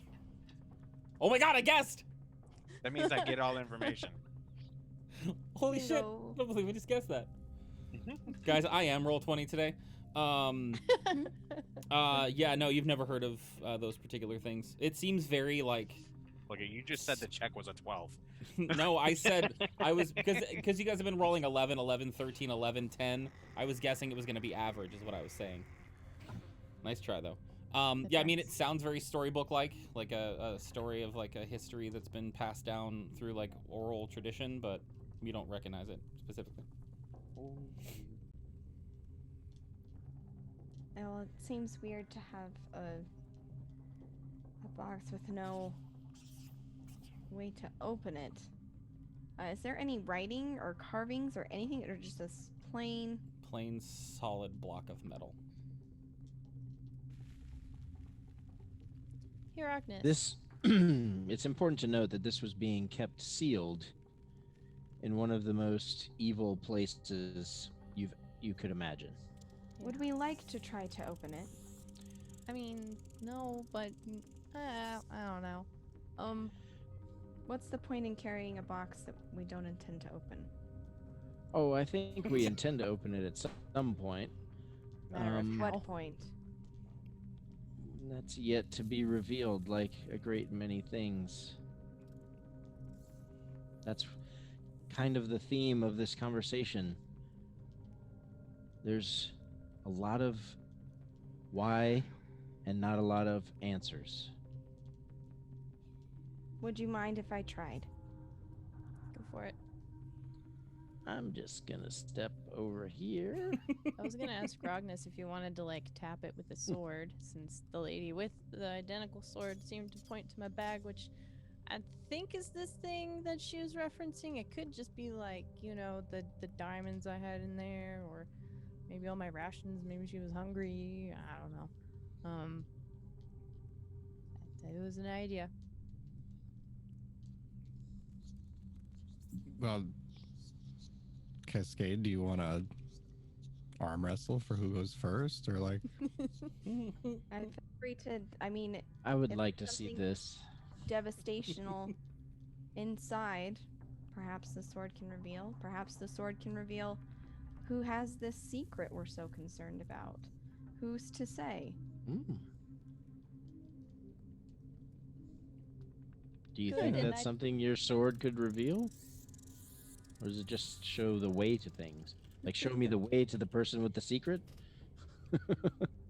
Point at the person with the secret. Well, first and foremost, we were talking about the box. Yes. Correct. So, I am going to unsheath Wayfinder and kind of just kind of do like almost like a scan around the box, like tip to handle, just like, is there anything that's reacting with between the sword and the box? So you're wanding the box. Wanting the Yeah. box, seeing if it's maybe there's a rare earth metal that will attract it. Yeah, exactly. So you're just moving it around the outside like a wand, like Chum described. Yeah, I'm getting close to it or whatever. Like, I'm actually like placing it on top. If there's any sort of reaction. Sure. There is no reaction with the sword whatsoever.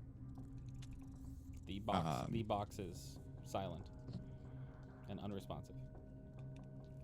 Can I I'll like actually tap on it a little bit with the sword. Not like banging on it, but like just tapping the metal of the blade. Sure, just tapping the top of it like as it sits there. Yeah, sounds like a metal box. Don't you normally have to ask it a question, Rognus? Well, she said that there was just like tapping, so I thought that maybe tapping would do it, but I mean, Are we certain that this is the thing that maybe that person was referring to? Could it not be one of these other items? could be something else. I mean, according to you, maybe it has nothing to do with it at all. She just what she's Right. standing next to could just move the bag. I mean, So hope maybe you don't. ask it, You don't what have was anything she else referring weird. to? What was Yeah, what was this person referring to?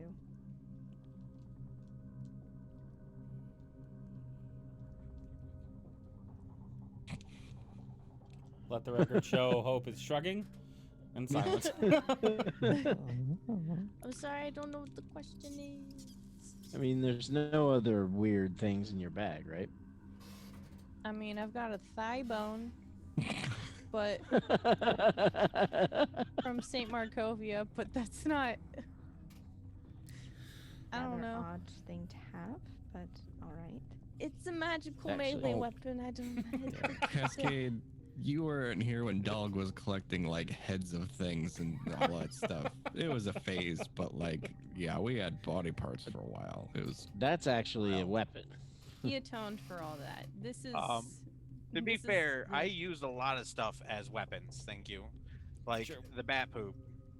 It's true. not a magical Anything can weapon. be a weapon if The you bat try poop is hard not a enough. magical weapon. That's a magical It weapon. worked quite An magically. astute observation, Rockness. Cascade, are you going to try and open the box? Most certainly. She'll take the box and set it down. About so that. here's the thing. It required multiple people to lift it up. It is not moving right now. It's heavy.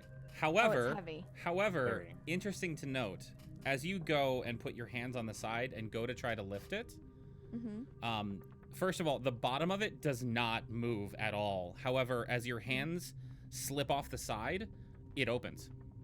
What? What? Great. Yeah, Cascade opens the box. What the fuck? Does her Inside. face melt off? No. Fuck. Inside this box that has about an inch worth of metal on each side and a very clear lead lining inside of that, there is a velvet kind of like interior cloth with a cushion on the bottom of the case, and inside you see a perfectly round stained glass plate that looks like that. Well, it seemed to open it easily enough. Did none of you just try? But we don't want to believe in coincidence, right? We have not tried to open it since we left Barovia. That's true.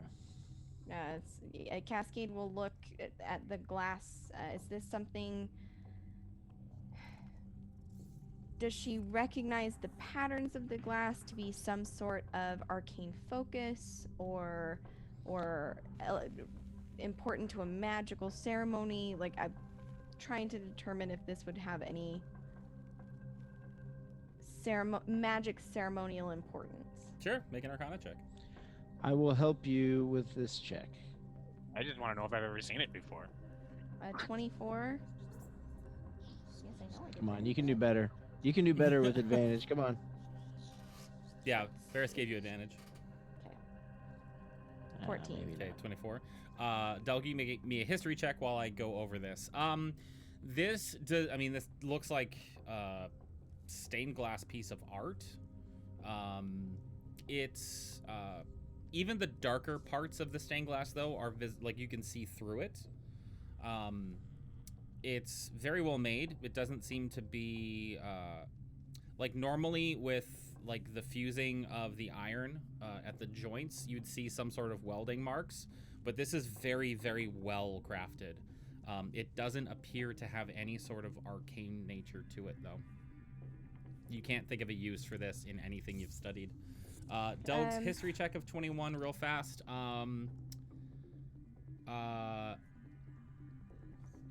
Yeah, it only because it's a 21.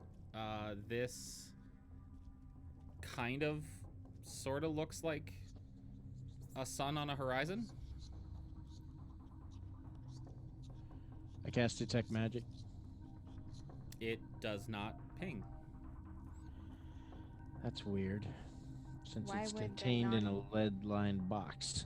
Right. That was my thinking as well. I don't see any magical significance.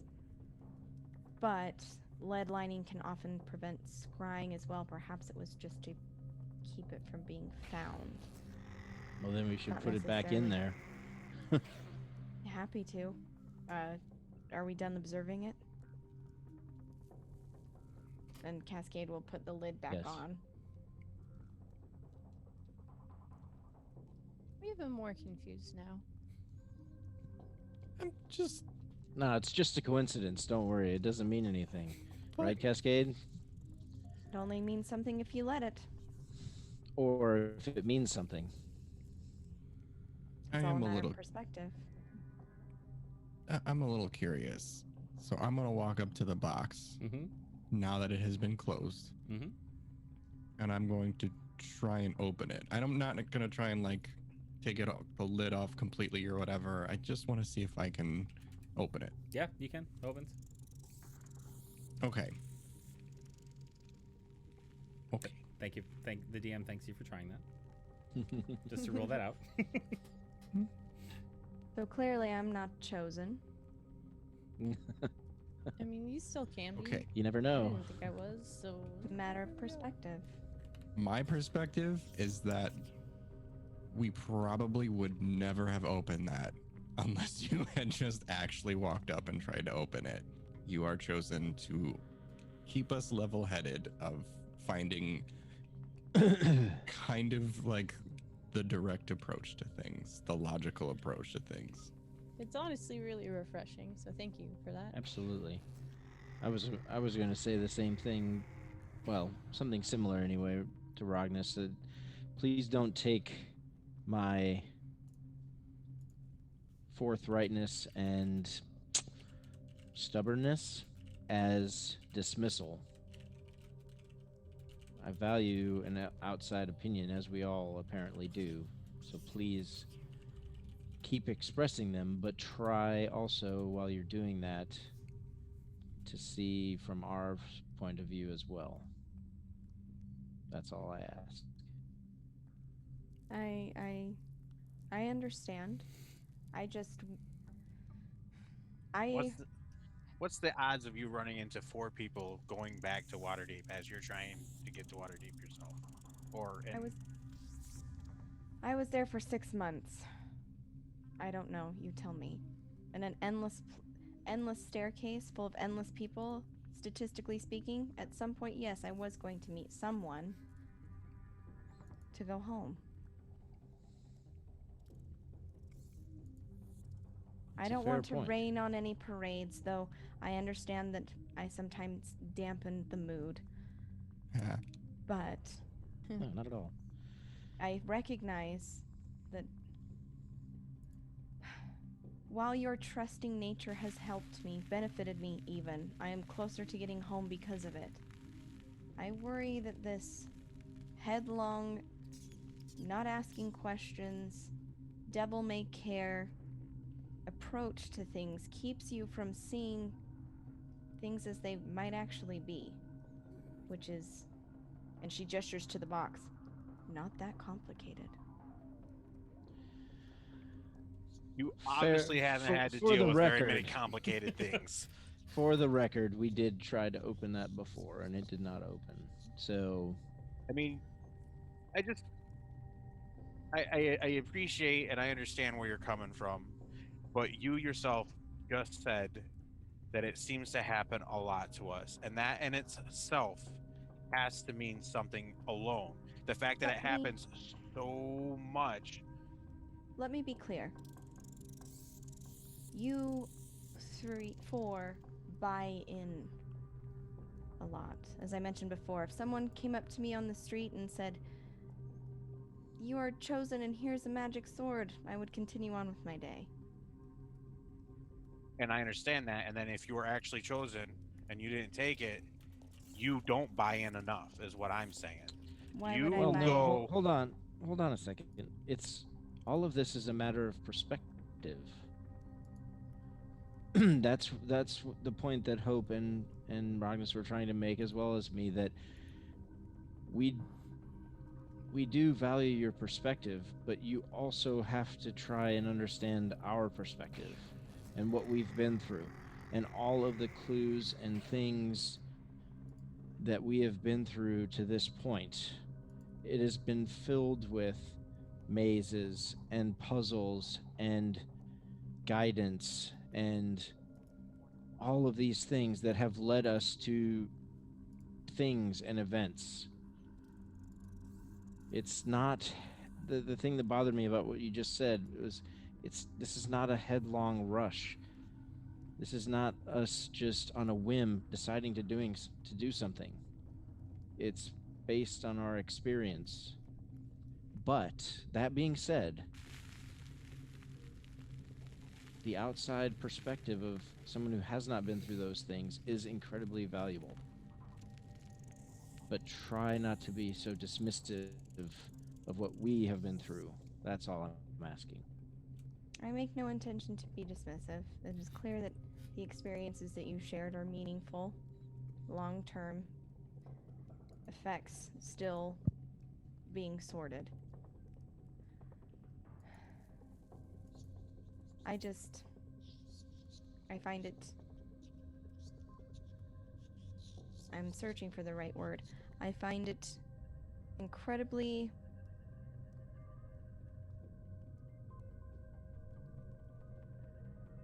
difficult to relate to an experience where,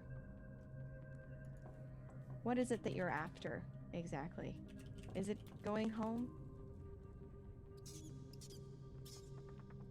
There's nothing else? No other unspoken ideas or desires that you want? Because, as I mentioned before, I really just want to go home.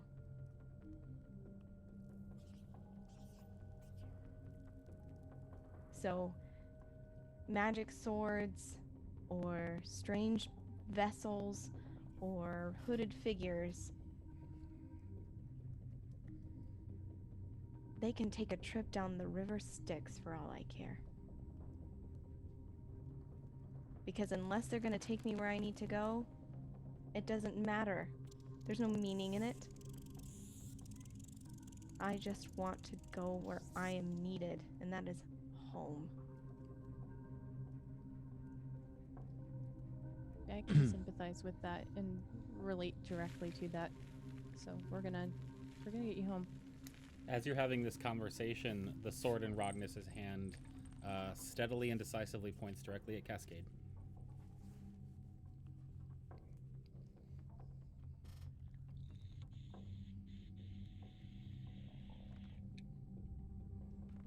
Where's Ragnus standing? Behind all of us. All right.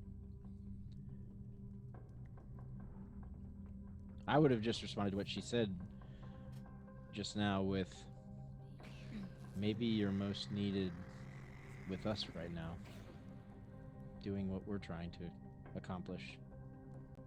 Cascade would just, seeing the movement out of the corner of her eye, would just turn and look completely impassively at Rognus.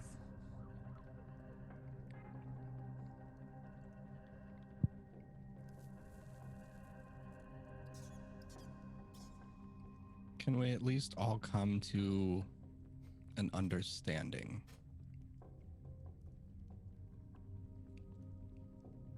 What kind?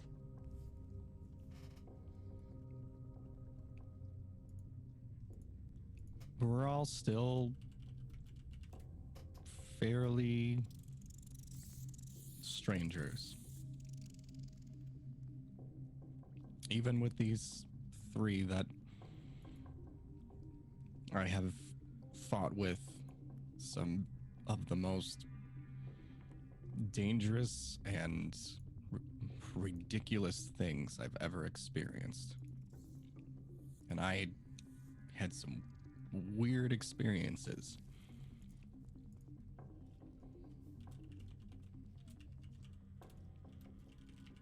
But through their character and through their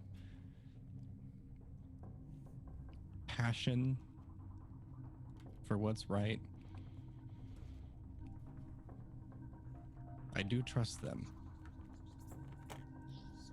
When I first arrived in Barovia, I was instructed that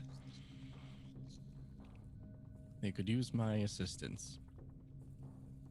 And along the way, it turns out that they have helped me probably more than I've ended up helping them. So I say we all come to an understanding right here and right now that moving forward, we are going to trust everyone.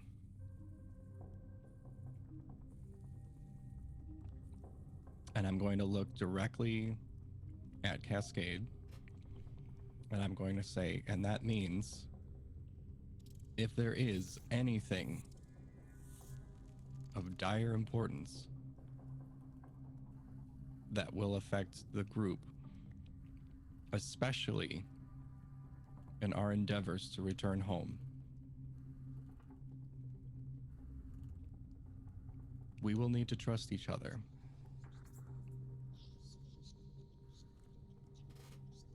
Can we do that?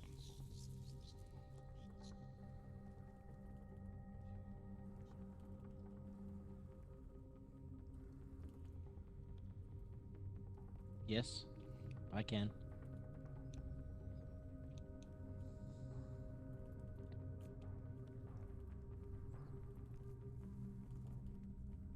Ask me what you want to ask me, Rognus.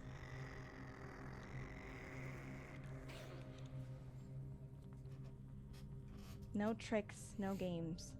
What is it that you want to know?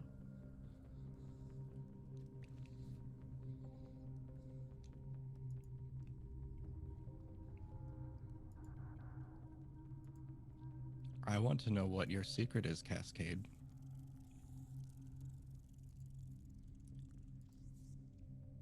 Or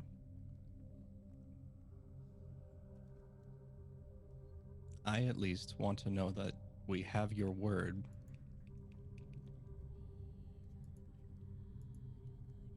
that you will do whatever you can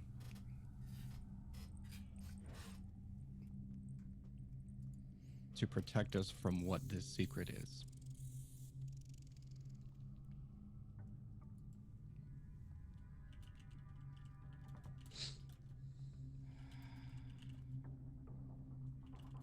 I cannot protect you from what this secret is. That's obvious to me.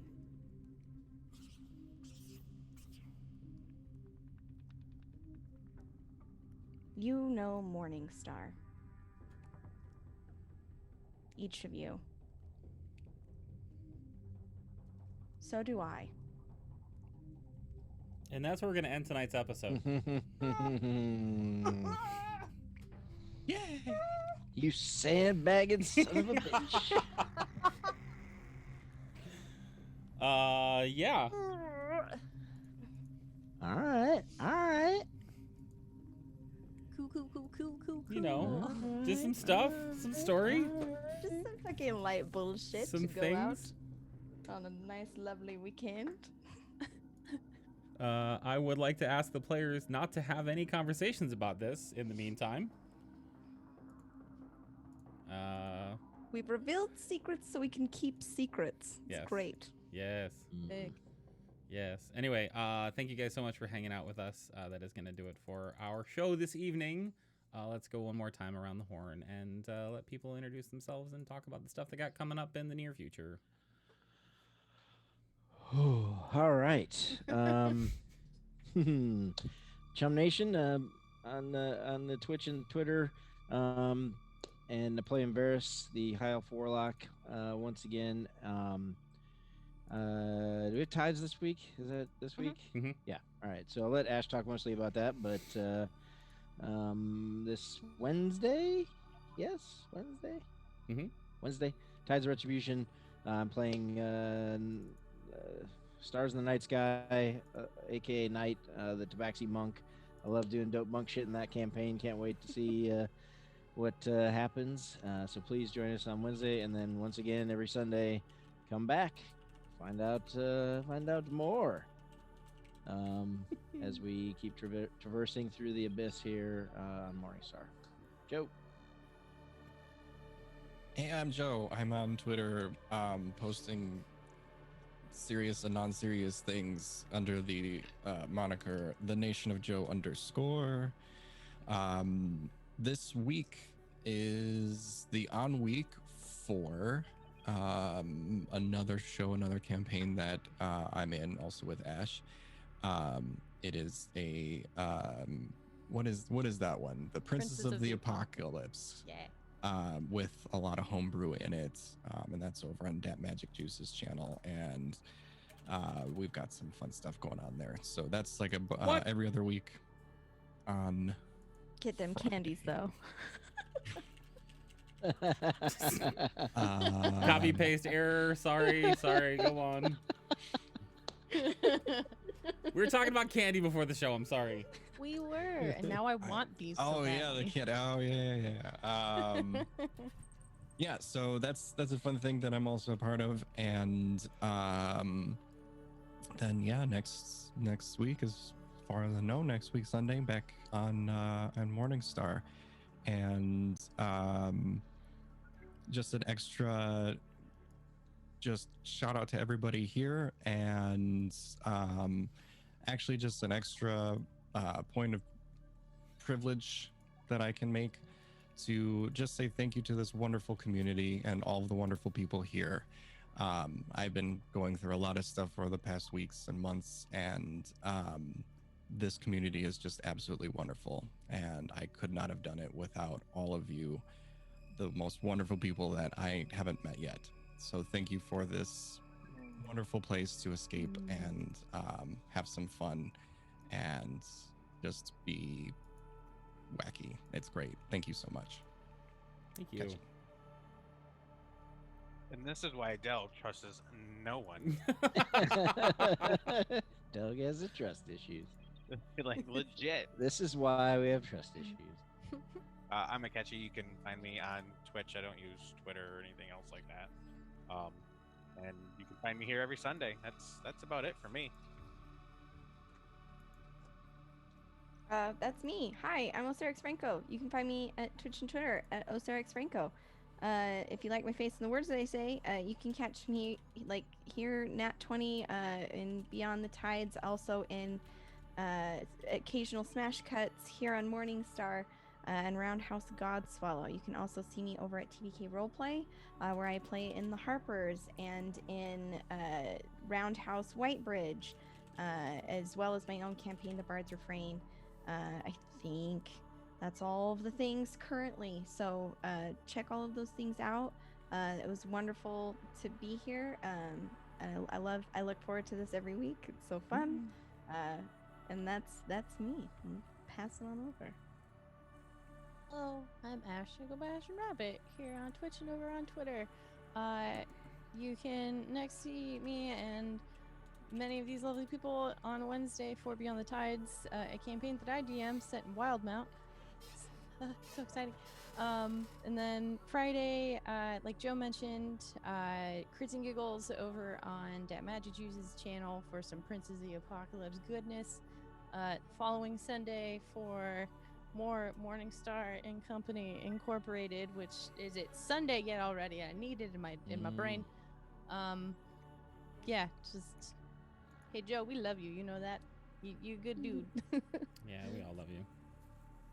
Go ahead, Saint. Hi, that's me. I'm DMF Saint on Twitch and Twitter. You can find me there. I also run this shit show over here at Nat 20. Everybody mentioned all the stuff that's coming up on this channel, Morningstar every Sunday. We have Roundhouse Godswallow starting bi-weekly on the 28th with at least one, possibly two guest stars. Ooh. Excited. Okay. Which will Another mystery. We'll talk about that a little bit in a bit. And then TPK Roleplays Whitebridge, their version of the Roundhouse campaign, goes bi-weekly this Thursday, the 21st. So every Thursday you can watch Roundhouse on some channel on Twitch going forward. My God, what have I done to myself? Anyway, you can follow us here on Nat 20 at Nat20 tabletop across all socials. That's gonna do it for us tonight. Thank you guys so much for hanging out. We hope you enjoyed it, and yeah, hopefully you all will be here next week to discover what exactly Cascade knows about Morningstar. Take care, y'all. We'll see you soon. Bye.